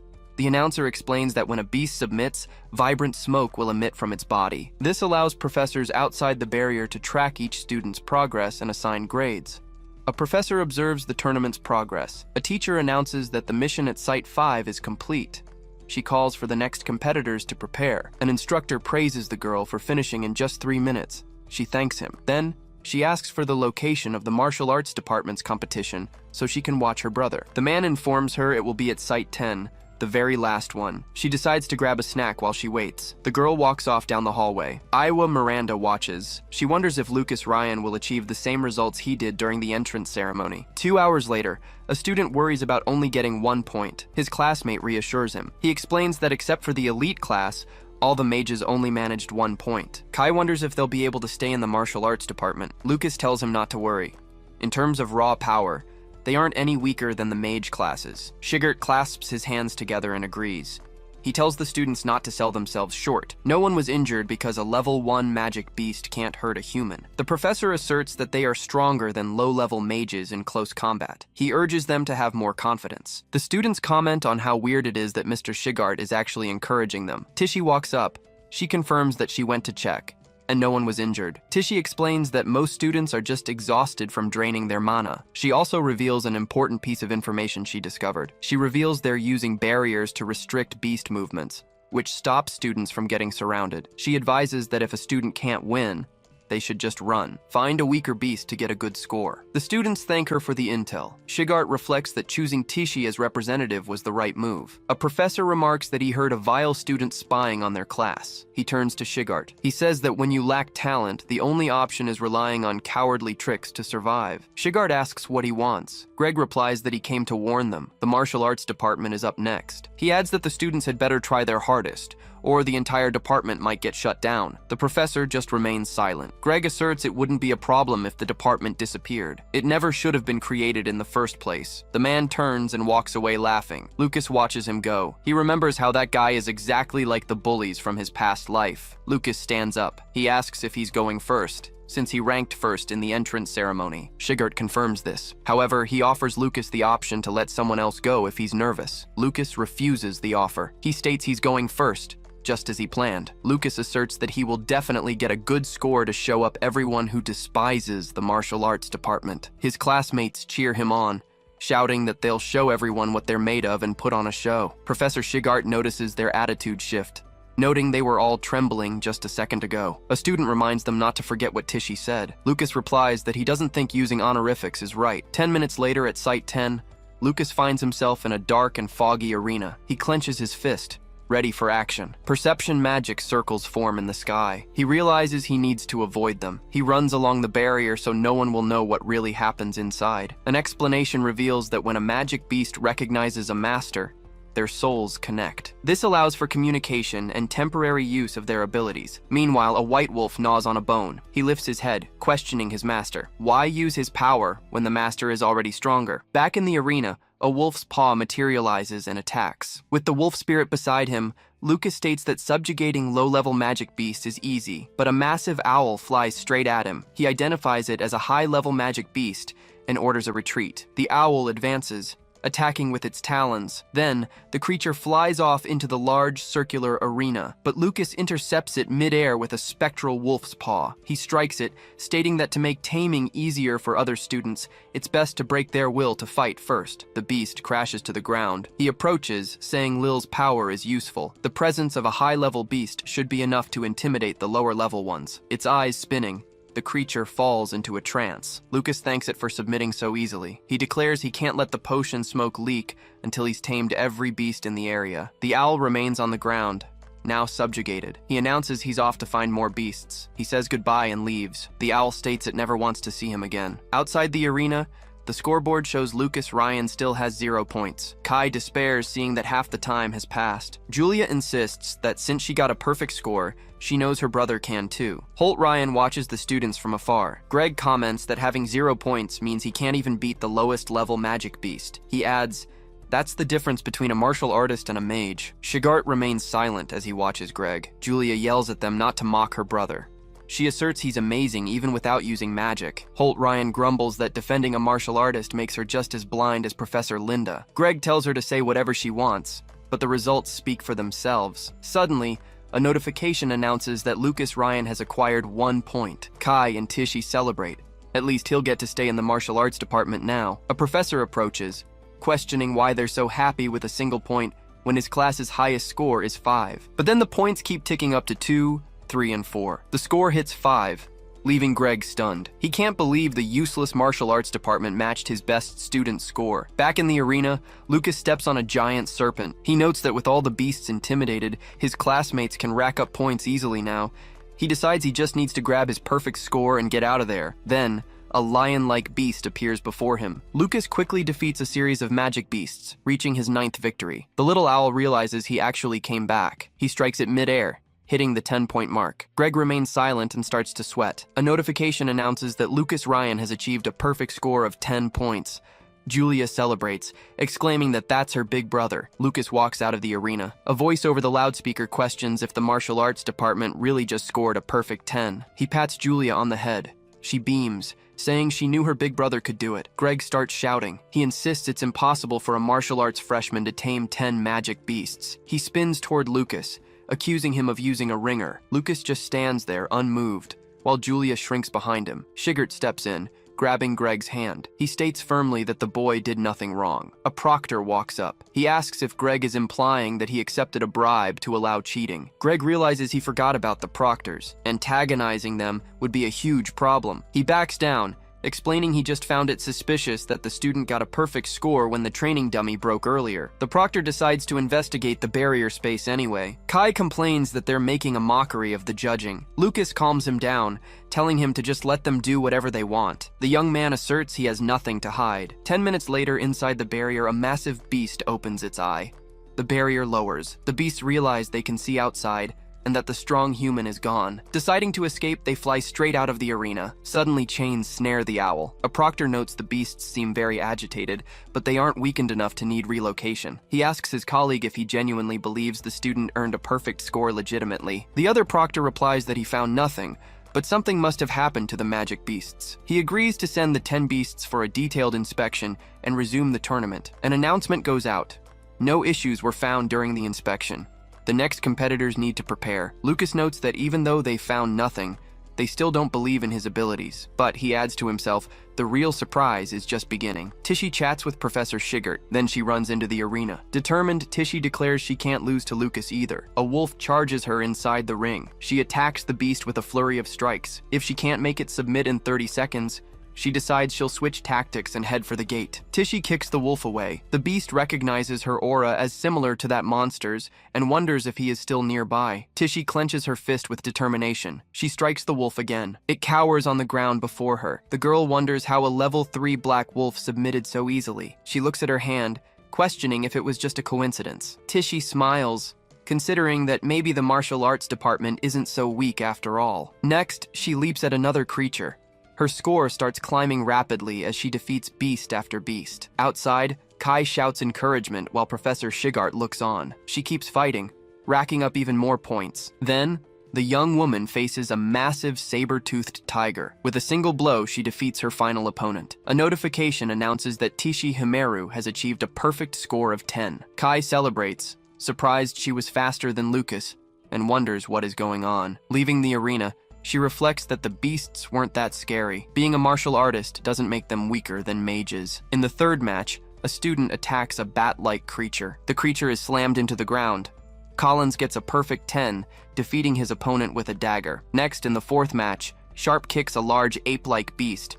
He also achieves a perfect 10. In the 5th match, Kai Taroi punches a saber-toothed tiger. The beast hits the floor, completely defeated. Kai celebrates his perfect 10 score against the animal. The scoreboard shows that Julia, Aiwa, Lucas, and Tishi also reached the maximum score. As the tournament progressed, the martial arts students continued racking up perfect scores, rising straight to the top of every event. Professor Shigart smiles discreetly at the results. He takes a sip from his flask. A proctor announces that the detailed inspection found no issues with the magic beasts or the barrier space. An older man praises their martial arts skills, but questions why the division's scores are so exceptionally high. One proctor suggests the beasts were already scared by attacks from the mage class students, but his colleague counters that this has never happened before. The older man explains that since it's the martial arts division's first tournament, the students fighting up close must have frightened the beasts even more. He decides that the martial arts division will go first next year, but current scores will stand. Greg protests, shouting that this means the martial arts division will tie for first place with the elite division. Professor Shigart watches him from afar. The director asks if he has a problem with that. Greg retreats,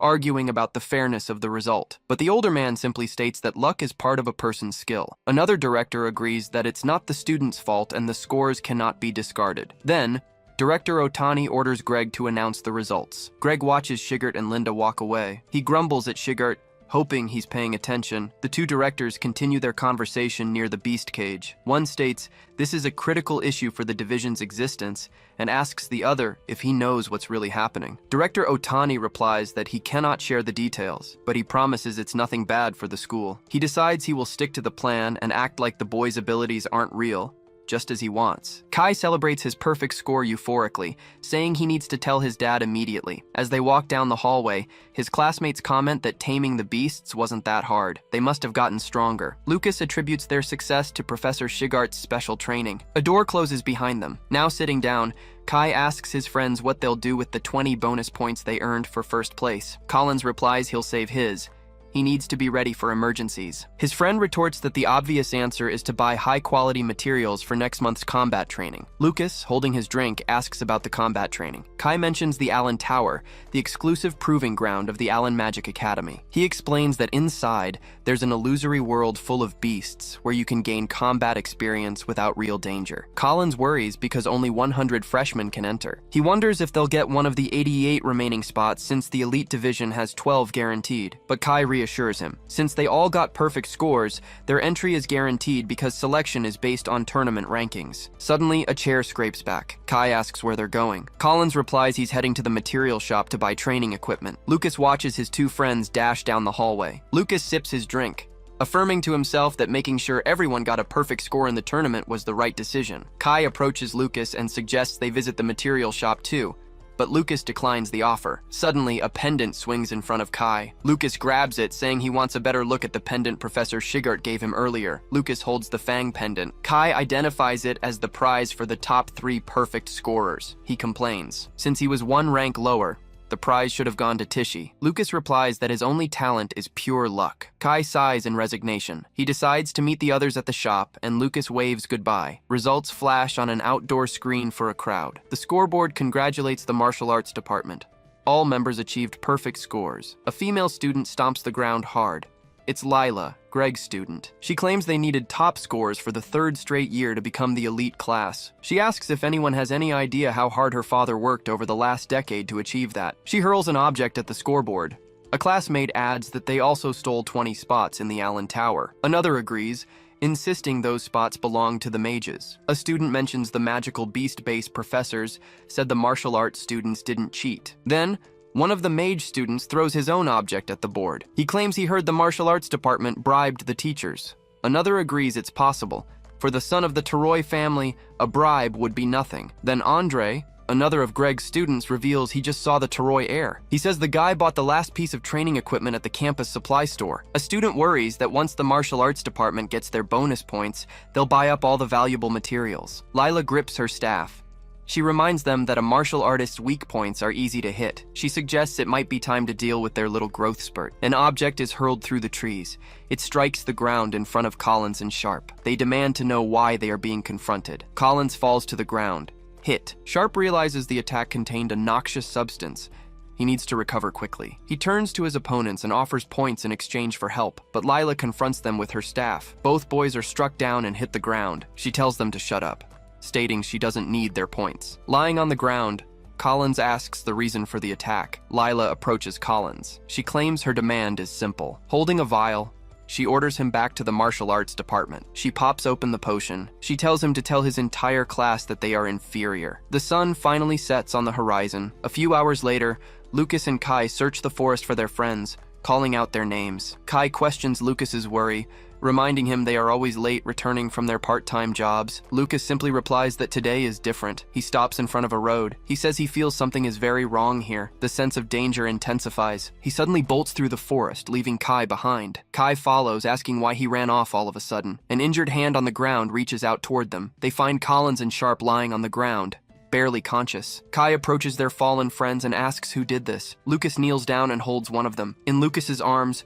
Sharp reveals it was Greg's class. He whispers Lila's name. He says they were hit internally. Lucas's face is completely shadowed. Kai yells his friend's name. He checks Sharp's condition, but Lucas reassures him. He says he's still alive, just unconscious. Lucas provides first aid to Collins and asks Kai to go get some potions. The boy runs through the forest to do it. Holding his other friend's arms, Lucas realizes he was targeted by a dangerous technique. He suffered severe damage.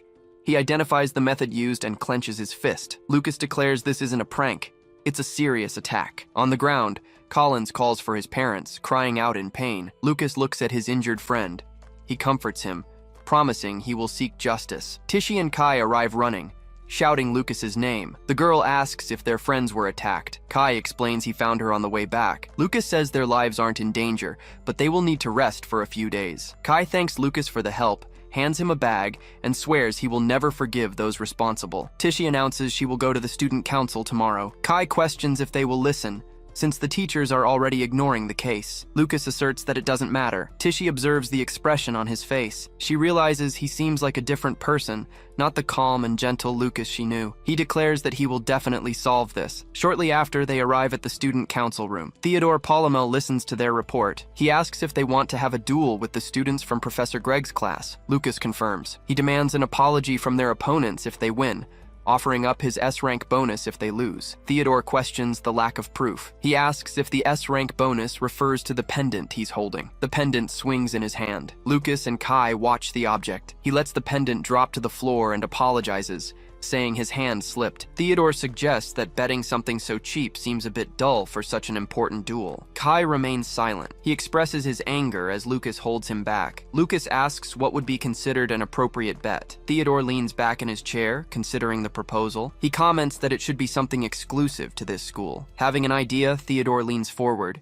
He suggests they bet their entrance qualifications for the Allen Tower. The proposal is that the losing side permanently forfeits the right to enter the tower. Lucas accepts the terms of the challenge. The duel was set for 2 days later. The dissatisfied freshmen cheered for Greg's class. Their professor publicly praised the 3 students who confronted Aldo's group. Shigart, on the other hand, said nothing. He just intensified his students' combat training. On the scheduled day, a large crowd gathers in the arena to watch. The 2 groups take their positions. The crowd shouts that those 3 are fighting for the martial arts department. Lila says that if they give up now, she might consider it. Lucas replies that they'll only know the result when the duel is over. A voice announces for both sides to prepare for the duel. Kai Taroy says it's time to end this quickly. Andre adjusts his glasses, holds his staff, and prepares for the clash. Then, the duel begins. Kai advances while Andre casts his spell. He moves rapidly, dodging the projectiles coming his way. Andre can't believe his opponent dodged every single attack. Kai asks if that's all he has to show. Kai Taroy dodges the incoming projectiles.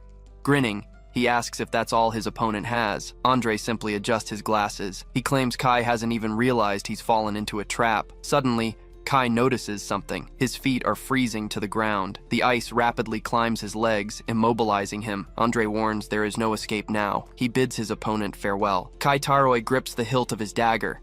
Andre slams his staff hard against the floor. The impact resonates through the massive ice structure. He asks if the other understands now. He states this is what happens when you provoke a mage. Injured, Kai can only manage, "You're gonna..." Andre demands Kai speak up if he wants to surrender. In the stands, Lila remarks that a loser is always a loser. She offers to let him live if he admits defeat right now. Irritated, Lucas Ryan asks how long she intends to keep talking, but Kai, holding an object, asks if the opponent's ice magic can freeze lava from the magical beast mountain range. Lila calls him an idiot. Lucas yells for him to run and get out of there. A massive explosion rocks the center of the arena. Andre is thrown backward by the shockwave. He realizes it was lava slime and questions Kai's intentions. Kai charges through the smoke toward his opponent. He lands a decisive blow to the chest, shattering a magic circle. Andre reacts with pain to the impact.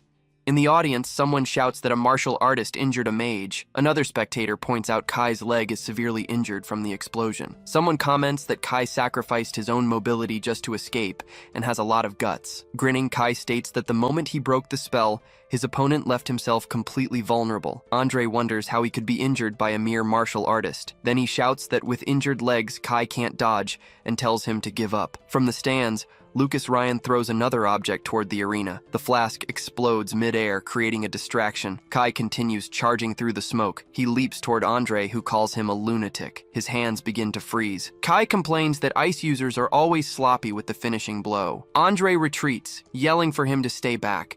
With a headbutt, Kai shatters the opponent's ice shield. The blow connects directly with Andre's face. He is hurled backward by the force of the impact. Down on the ground, Andre can't believe he lost to a martial artist. Kai Taroi raises his dagger and announces that the first match goes to the martial arts department. He asks Lucas Ryan if he saw how amazing that was, but Lucas reveals he put a strengthening potion in his breakfast. Kai then asks if Tishy will be okay in the next fight against that girl. As Tishy enters the arena, Lucas affirms she will be fine. A spectator comments that Andre must have gone easy on him because he's from the Taroi family. Tishy then questions why they can't just accept that they won fairly. Suddenly, she dodges a high-speed attack. Several projectiles hit the wall behind her, releasing a dark substance. Lila taunts her about the surprise attack and the moral principles of martial artists. She asserts that for mages, results are what matter. Tishy charges through the tentacles and attacks her opponent. She lands a straight punch right to Lila's face. The mage wonders how Tishy can be so fast, being only level 1. Lila's eyes widen. Tishy grabs her arm and says she's going to teach her something. She explains that her moral principles include the one that says life should be valued. Lila screams, realizing it's plant magic. Tishy then strikes her opponent's mana paths with perfect precision. Lucas Ryan clenches his fist in determination. He comments that the fight is decided, praising Tishy's keen perception. Tishy warns her opponent not to trample on a martial artist's pride so quickly. As she walks away from Lila, the second match is declared a victory for the martial arts department. Needles fall from the defeated mage's hand. In an observation room, a young man questions Mina about having permitted the use of poison needles. Theodore Polymel simply tells him not to be dramatic, since nothing bad happened. In the stands, Greg celebrates, saying Shigart knew what he was doing when he named Tishy as representative. One of the elite students complains that instead of being humiliated, the plan was to crush the martial arts department's spirit. Lucas believes there is still a chance if he uses that technique one more time. He enters the arena for the next confrontation. On the other side, his opponent also prepares. A barrier rises around the arena, and the third match begins. A swift attack moves along the ground toward Lucas. He watches the strike approach. The opponent advances at high speed, leaving a trail of afterimages behind. He explains that some mages also learn hand-to-hand combat, and that his clones will leave Lucas defenseless. Tishy questions what Lucas's plan is, since he's just keeping his distance and defending. Lucas decides he doesn't need to show his true strength yet. He stomps hard on the ground. He advances to at least test the enemy with a punch. The mage can't believe what he sees. Lucas hits him with a powerful blow. The opponent questions the strength of that punch. He counterattacks with his blade, asking if he was just imagining things. He notices the aura Lucas released for a second. The mage then declares it's his bad luck. Lucas watches the final attack approach. The blade strikes his shoulder deeply. He stares at the wound in silence. The mage attacks, claiming no one can resist his combat art. He promises to defeat Lucas completely. The opponent advances with the blow, but he realizes his technique isn't working, and warns that Lucas won't leave unscathed. In the stands, Kai yells that Lucas is in trouble and asks what was done to him. The mage mocks, saying the move Lucas was hiding was just a bluff. Lucas then grabs the blade, and his opponent declares this is the end. Lucas holds the weapon tightly, stating that should already be enough. Lucas then says now it's his turn. With a single stomp, Lucas cracks the arena floor with a shockwave. The mage is amazed that a level 1 martial artist could create such a wave with just one leg. Lucas holds the blade and says, now they don't need to worry about anyone seeing them, so he asks if he's ready. The opponent yells that it is a magic sword. Lucas then throws him to the ground with force. The magic sword slams into his hand in the process. The mage screams and admits his defeat. Lucas remains silent for a moment. From the stands, Greg questions why he's giving up when he could win easily. Shigart observes that Greg can't even perceive how injured his own student is. He then states that this could still become a problem. The students from the martial arts department celebrate the victory in all matches. They get excited about the possibility of actually being able to beat mages in duels. Suddenly, Tishy yells for Lucas to watch out as the defeated opponent advances to attack him. From her room, Iwa watches the scene and simply cannot believe it. Julia asks what's wrong, and Iwa Miranda explains that the move looked like the advanced technique Meridian Burn. She states that there hasn't been a martial artist capable of using that technique in the Empire in the last 100 years. While Kai Taroi celebrates with Lucas Ryan, Iwa wonders who he really is. One of the students yells that the three were amazing, and that mages are just cowards. Tishy then declares that from now on, she will challenge any mage who looks down on them to a duel. But she corrects herself and says she just performed better than usual today. Suddenly, Shigart appears and calls them arrogant fools for getting carried away so easily. Tishy promises she will get stronger and make them regret it. Lucas agrees that the professor is right about the need for confidence without arrogance. A woman approaches Shigart and comments that he's starting to sound like a real teacher. He replies that he just doesn't want his students ending up like him and asks what she wanted. Jessica Ryan, leaning against a tree, holds a letter describing the ruptured magic paths of the injured mage. In the medical room, Andre is lying in bed while a dark substance emanates from his body. A carriage arrives at a large building during the night. Someone slams a hand on a table, questioning how a simple freshman duel turned into this debacle. Headmaster Otani laments that his son's magical meridians were damaged, and he will never use magic again. Greg demands severe punishment for the person responsible and the dissolution of the martial arts department. Shigart enters the room, agreeing the culprit deserves severe punishment. He then reveals that the magic used by the trio in the duel matches the one used on Sharp and Collins, making them the guilty parties. Shigart asks the director to punish Greg and the others severely according to school regulations. Greg realizes they were planning to defeat his students during the duel. He questions why Shigart is bringing this up right now. He grabs Shigart, telling him not to change the subject as they discuss who is responsible for the forbidden technique. Shigart states it hasn't been confirmed as that technique yet, and a novice couldn't use it anyway. Greg agrees.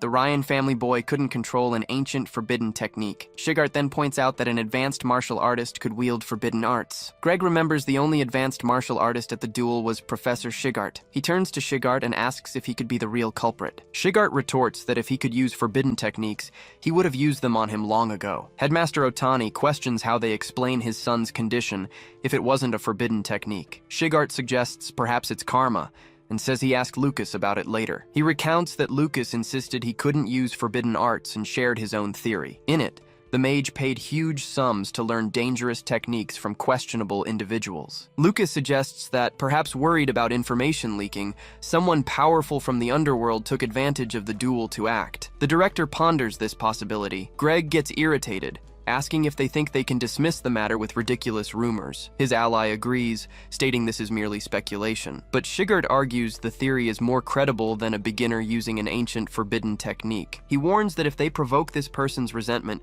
things will get serious. The Meridian Destroyer technique can instantly neutralize even the most talented mage. Later, Headmaster Otani walks alone through a library. He finds the book he was looking for. Opening it, he realizes the dust has been wiped off, proof that someone handled it recently. In the book, Headmaster Otani analyzes the hand shape of a specific technique. He confirms it was exactly as he thought. Alone, he remains in the immense library.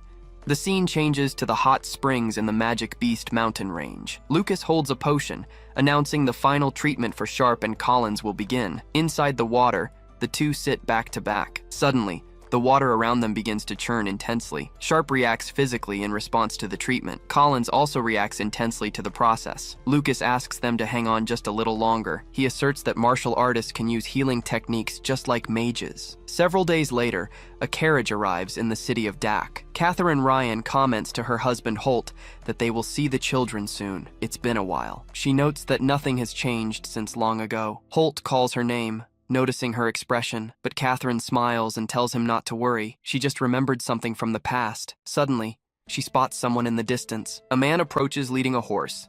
Catherine calls him Saiyan, and her younger brother greets her back. A memory from 10 years ago begins when beastmen tribes launched a massive attack. The creatures advanced on the territory. The people united to resist, and after 3 days and nights of fighting, both sides suffered heavy damage. In that war, a young mage fought against the beasts. It was there that young Knight Commander Holt Ryan and the mage Catherine Miranda met. Holt faced enemies on the battlefield. Catherine watched him during combat. Having faced danger together, the two promised to spend their lives as one, but her father fiercely opposed the marriage, so Catherine cut all ties with the Miranda family. Saiyan then reflects on how their children met first at the Allen Magic School. He comments that time flies. He says he heard her children are excellent and that their father commented Julia looks like her, leaving Catherine surprised. He then invites her to come back home, saying their father has always wanted to see her, but Saiyan clarifies the invitation is for her alone. She understands this means Holt is not included. Holt tells her to go ahead.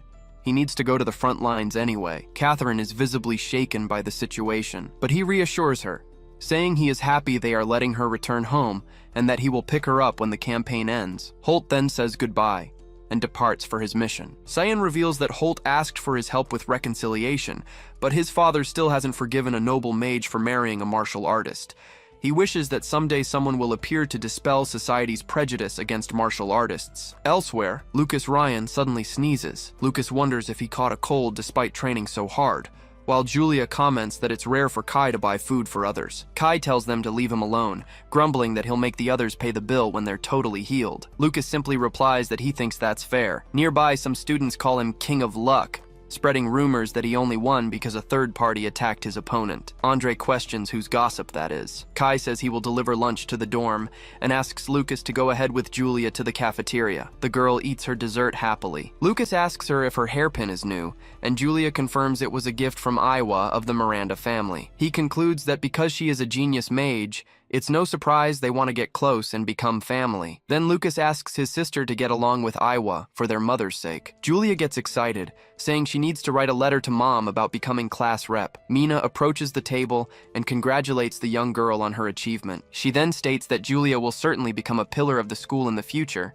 and that she will always support her. A group of students passes by them, bumping into Mina's shoulder. She just watches them walk away in silence. A bit earlier, Jessica Ryan explains to Iowa Miranda that even though she has skills comparable to Julia's in mental magic, the other girl surpasses her in every other aspect. Because of this, she considers Julia more suitable to be the class representative. She then asks Iowa to please understand. Iowa clenches her fist and states that she will prove with her ability that the teacher is just favoring Julia. Back in the present, Julia watches Iowa leave the cafeteria. She comments that her roommate left and doesn't seem to be eating right, so Julia decides to buy lunch and take it to her. Mina approaches and asks if she's close to Iowa. Julia replies yes and praises her incredible mental magic, and Lucas agrees it's something rare. Mina then starts to say but and activates a magic circle around their table. Lucas identifies the spell as a silence magic circle to prevent sound from leaking. With a finger on her lips, Mina comments that very intelligent people are hard to deal with. She then offers her food, saying her wind magic is also interesting. Lucas takes a piece from her plate and asks directly what the real reason for her visit is. Mina adjusts her glasses, considering that the interference of Julia's brother won't be a problem. She praises Lucas's perception and decides to be direct. Then she asks if they know the Magical Beast Mountain range, where an ecological anomaly was detected. Mina explains that low-level magical beasts decreased drastically, and even magic-crested leopard cubs disappeared. A memory shows how common these creatures used to be in the region, and she reveals that 3 days ago, the Empire's investigation team discovered a high-level magical beast's lair. Julia immediately asks if it is an Uru's lair. Lucas remains silent, absorbing the information. He then questions if she wants them to perform a field mission and what the difficulty level is. Mina raises a finger and informs them the difficulty is 100 points. Lucas and Julia are surprised by the mission's level. Lucas believes that, even so, he and Julia can handle the task easily. The scene changes to the Miranda family estate. There, Duke Soa Miranda, head of the family, is enjoying a meal. Other family members are seated at the long dining table. Saiyan observes that his stubborn father made his sister stay in the guest room, even with her old room already clean. He then notes that the environment has a funeral atmosphere, as his sister hasn't touched the food. Soa Miranda then calls Catherine by name, tapping his fork on the table, and he declares that he is willing to recognize her as his granddaughter, since Julia has the qualities to become a sacred archmage. Catherine thanks him, but when she mentions that Lucas is also an excellent martial artist, her father states that it's meaningless. He reinforces that the Miranda family seeks only those with talent to become sacred archmages. While she realizes that her father's prejudice won't change easily, an assistant enters the room and asks to be excused. He then delivers a letter, informing that the investigation team sent new information from the magical beast mountain range. Catherine questions the reason for the sudden investigation in the mountain range. Soa reads the report, which details a new area discovered below the lair with an unknown danger level. Saiyan worries that the children at the Allen Magic School, located next door, might be in danger. But the Duke states that as long as they remain at the school, with teachers and their subordinates, there will be no danger. He then tells Catherine to wait for the matter to resolve before going to see her children. She lowers her head and agrees with her father's decision. A mission appears requiring a group of 5 people, including a student council member. A nearby student reacts to the news. Mina questions the change, as the day before there was no limit, and the attendant explains that the president altered the rules because of a wyvern. She then understands that Theodore changed the conditions on purpose, doubting she could gather the group. Lucas observes the situation and ponders if the vice president is so lonely she can't recruit anyone, remembering her approach to Julia. Mina turns and apologizes, suggesting they'll have to give up the mission. Then Lucas offers to handle the recruitment, and Julia excitedly states that they will help. Thanking the two, Mina thinks she feels bad for using them as pawns. She remains silent for an instant. Suddenly, a voice calls for the senior. Kai Taroy arrives, saying he'll lend a hand, since his best friend Lucas is going on a field mission. Maya Rasta also presents herself, explaining she is a specialist in water-based healing magic and can be useful. Mina withdraws her thanks, stating that those freshmen will just be a burden. Julia asks why Lucas called Maya instead of Iwa, and he simply says Iwa wouldn't listen to him. The vice president decides it doesn't matter, as they are there to complete the number, and she and Julia will handle the mission. Mina announces that they will depart immediately, explaining that the trip will take half a day even with acceleration magic. Several hours later, the group travels at high speed through the forest. Upon arriving, she announces they reached the destination. She finds traces of battle and a Miranda family crest on the ground. Lucas asks if the location is being investigated by the Empire's exploration team. He turns to Julia and comments that it's good they didn't find Uru's dwelling. Suddenly, Lucas looks up. He alerts about an enemy attack from above, while a winged creature advances. Mina rapidly casts a storm spell. The enchantment hits the creature squarely. The threat is neutralized and falls to the ground. Then another monster appears to attack Mina. She turns to face the new threat, but Kai positions himself in front of her and blocks the blow with his magic shield. He then warns them to leave the close combat to them. Kai defends against the creature's attack with his shield. Then Lucas enters the action and faces another monster, leading Kai to shout his name. Lucas warns him not to steal the scene and challenges him to keep up with his speed. Meanwhile, Maya creates a water spirit barrier and states she'll handle the support. More winged creatures approach and surround the group. Mina observes the situation and comments that it's been a while since she felt this team coordination. She turns to Julia and explains that the magical beast dislikes wind and lightning magic, indicating it's her turn. Julia starts chanting an enchantment with her staff, concentrating for the spell. She invokes a barrier magic. A large barrier forms, trapping the flying creatures inside. The imprisoned monsters are hit by the enchantment's power. Near where a creature was defeated, Lucas comments that Julia's lightning magic still has incredible power. Kai approaches and calls for Mina,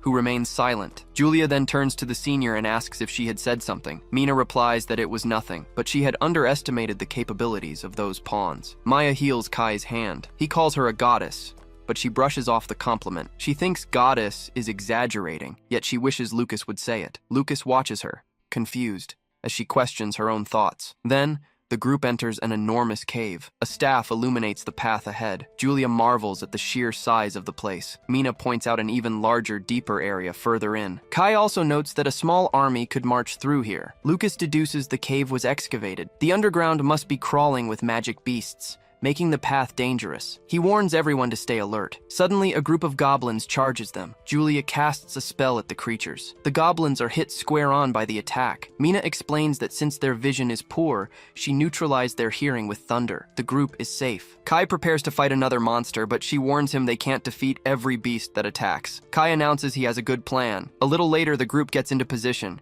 He runs toward the monsters, yelling for them to chase him. Then, Julia and Mina prepare their spells. Kai looks back for an instant. The two girls launch their combined attacks. The magic strikes the group of creatures dead on. A massive explosion occurs. Lucas comments on the plan's efficiency. He wonders if Kai is also a reincarnated person, comparing the tactic to area of effect attacks in games. Kai explains his idea was to lure the enemies in, so Mina and Julia could wipe them out at once. He turns to Lucas and says the technique is only possible thanks to his equipment. Lucas replies that he shouldn't think everyone is just looking for attention. Thanks to Kai's suggestion, the group steadily defeated the magic beasts. Maya uses her magic to heal him. They gradually approach the center of the lair. Lucas observes his teammates. Lucas asks them to wait and give the others a rest, but Maya comments that Kai is pretending not to hear. Kai runs back, yelling that he brought the enemies and the rest is up to them. He then looks back and realizes everyone is gone, asking where they went. Lucas says that although it's his fault, they'll have to sacrifice their teammate since he's running out of magic power. Julia wishes Kai happiness in the afterlife. Maya claims she will save him if he's still breathing, but Mina advises her not to take it seriously. Suddenly, a loud sound echoes through the cave, making Maya look up. She asks if the noise was Kai. Lucas replies it came from the center of the lair, where the exploration team likely found the boss. Mina suggests they should go check the situation. Lucas advances a little and remarks that the smell in the air is very heavy. Then, Mina offers Julia a recovery potion she brought from home. She says they probably won't need to intervene, but they should check just in case. The group moves forward and comes across a scene of intense battle. Mina realizes the entire exploration team has been defeated and orders an immediate retreat. Lucas turns sharply. A giant creature emerges from the rubble right in front of them. Mina turns sharply to the side. Then, a giant creature charges at her with an axe. The creature draws closer. Mina wonders why a minotaur, a calamity-class monster, would be here. Lucas realizes something is wrong. Such a strong monster shouldn't appear on a school mission. Still, he recognizes that presence. He shouts for Mina to watch out and pushes her out of danger. The Minotaur's axe comes down hard. Lucas creates a magic protection.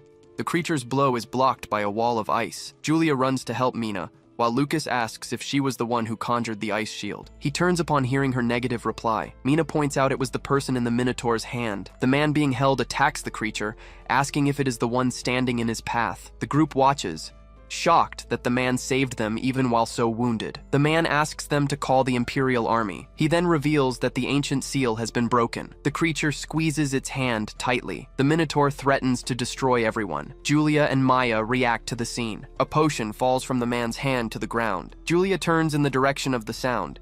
The Minotaur approaches the fallen man, but he uses the potion, saying the monster is the one talking nonsense and must be defeated. An enormous mass of ice appears and traps the creature. The man then asks them to flee and report what is happening. Mina and Julia agree and start to fall back. Lucas turns and promises to return to avenge him. The man screams for them to flee while they still can. Trapped in the ice with the creature, he believes he has done all he could. Then the Minotaur frees itself, questioning how an insect dares to attack it by surprise. The creature prepares to attack the man, saying he will be the first. Suddenly, an attack hits the monster. Julia attacks the Minotaur with her staff, asserting that the man is not an insect, but a great warrior. Mina also advances and launches a wind bomb. She questions why they are attacking instead of fleeing, since the man risked his life to buy them time. Then Lucas says he will hold off the creature and asks Mina to go report the situation. She responds that it's impossible for a freshman like him to face a calamity-class monster. Lucas just says it won't be easy. A large rock falls from the cave ceiling. The Minotaur threatens to end them all. Lucas insists that the others flee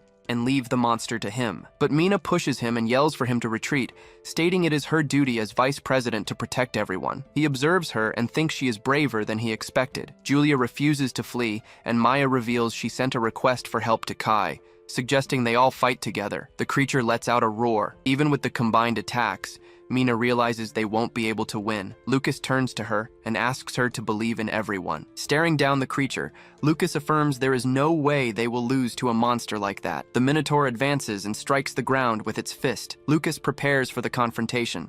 He then lands a direct punch on the monster. Mina asks him to continue the distraction so she can attack an opening, and he agrees. The creature gets irritated and calls them little pests. The monster prepares a new attack against Lucas. Lucas looks back and sees that Julia's magic is ready. She then screams for the Minotaur to leave her brother alone. Julia launches a powerful attack against the creature. The monster is hit. He launches an attack right at the monster's face. The creature roars in pain. Lucas yells that he hit the weak point and sealed the monster's movements, ordering them to attack now. Julia then prepares her thunder arrow. Mina also prepares to launch her wind cutter. Mina and Julia cast their spells at the same time. The two magical attacks advance against the monster, but the Minotaur manages to resist. The creature complains in frustration. Then, it threatens to defeat everyone as soon as it recovers. Maya steps forward and says she won't allow it. She then launches a large sphere of water at the creature. The water attack hits the Minotaur squarely, but the monster remains impassive. The monster's leg heals, and it dismisses the attack as a simple splash of water. The Minotaur advances toward Mina,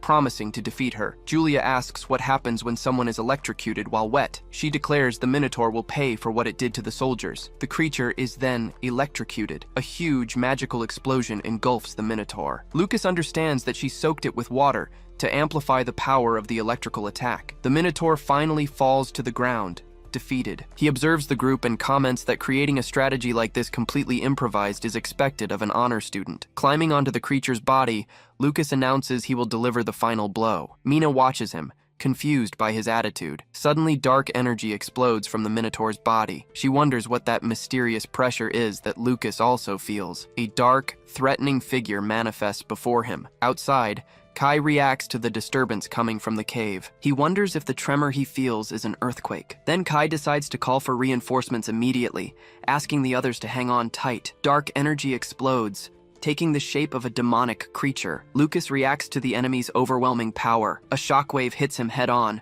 The monster charges, knocking him to the ground. Lucas realizes it was just the creature's voice that hit him. It's gotten stronger.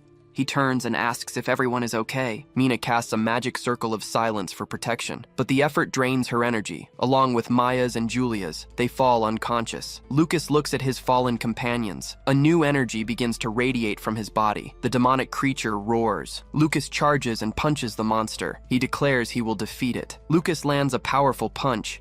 He hits its arm with massive force. He lands on the ground, realizing the monster feels no pain. Lucas watches intently. The creature's arm begins to rebuild itself from dark energy. In moments, the arm regenerates completely. The creature attacks with an energy blade. The wind pressure forces Lucas back in pain. He realizes he underestimated the impact of the previous roar. The monster remarks that the resistance of the strong excites it. The creature punches the ground, creating a massive shockwave. Lucas manages to dodge the attack. Then, the monster's hand transforms into a sharp blade. The creature speeds toward him. The monster delivers a powerful blow, shattering the cave floor. Lucas sees falling rocks heading toward the others.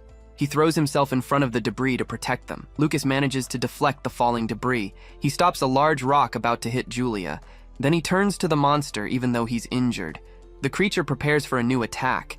The monster fires an energy beam from its mouth. Next, it creates shockwaves with its hands. Lucas realizes the roar's power is amplified by the rock wall. He positions himself in front of his fallen companions. The force of the attack hits him full blast. Then, the creature moves in to deliver the final blow. The creature wonders what he could possibly do, making Lucas reflect on why he is there. The monster continues speaking menacingly, but Lucas dares it to say that after he's beaten it. He declares that as long as he's alive, he'll never let the monster touch Julia and the others. He charges forward and stops the creature's blow with his bare hands. The impact drags him backward, but he resists and breaks the monster's blade. The creature reacts to having its attack blocked. Lucas advances and strikes with the broken blade. The monster retaliates with a powerful punch, but Lucas manages to dodge and counterattack. The creature grabs Lucas and starts dragging him on the ground. Lucas breaks free and forcefully pushes the Minotaur's arm away. Lucas's body begins to shine intensely as he prepares to fight back. The Minotaur's arm regenerates and readies for a new attack. Lucas charges with an energy strike that collides with the Minotaur's. They trade blows, causing a massive explosion of debris and rocks. Lucas turns to the creature and says he's going to end this. He faces it with determination. Then, he delivers a blow to the Minotaur. The creature reacts with surprise. Lucas continues the attack, striking the Minotaur's chest with immense power. On the ground, Julia begins to wake up. She sits up and asks if they are still alive and where her brother is. Her eyes widen at the scene before her. In front of her, Lucas stands over the defeated creature.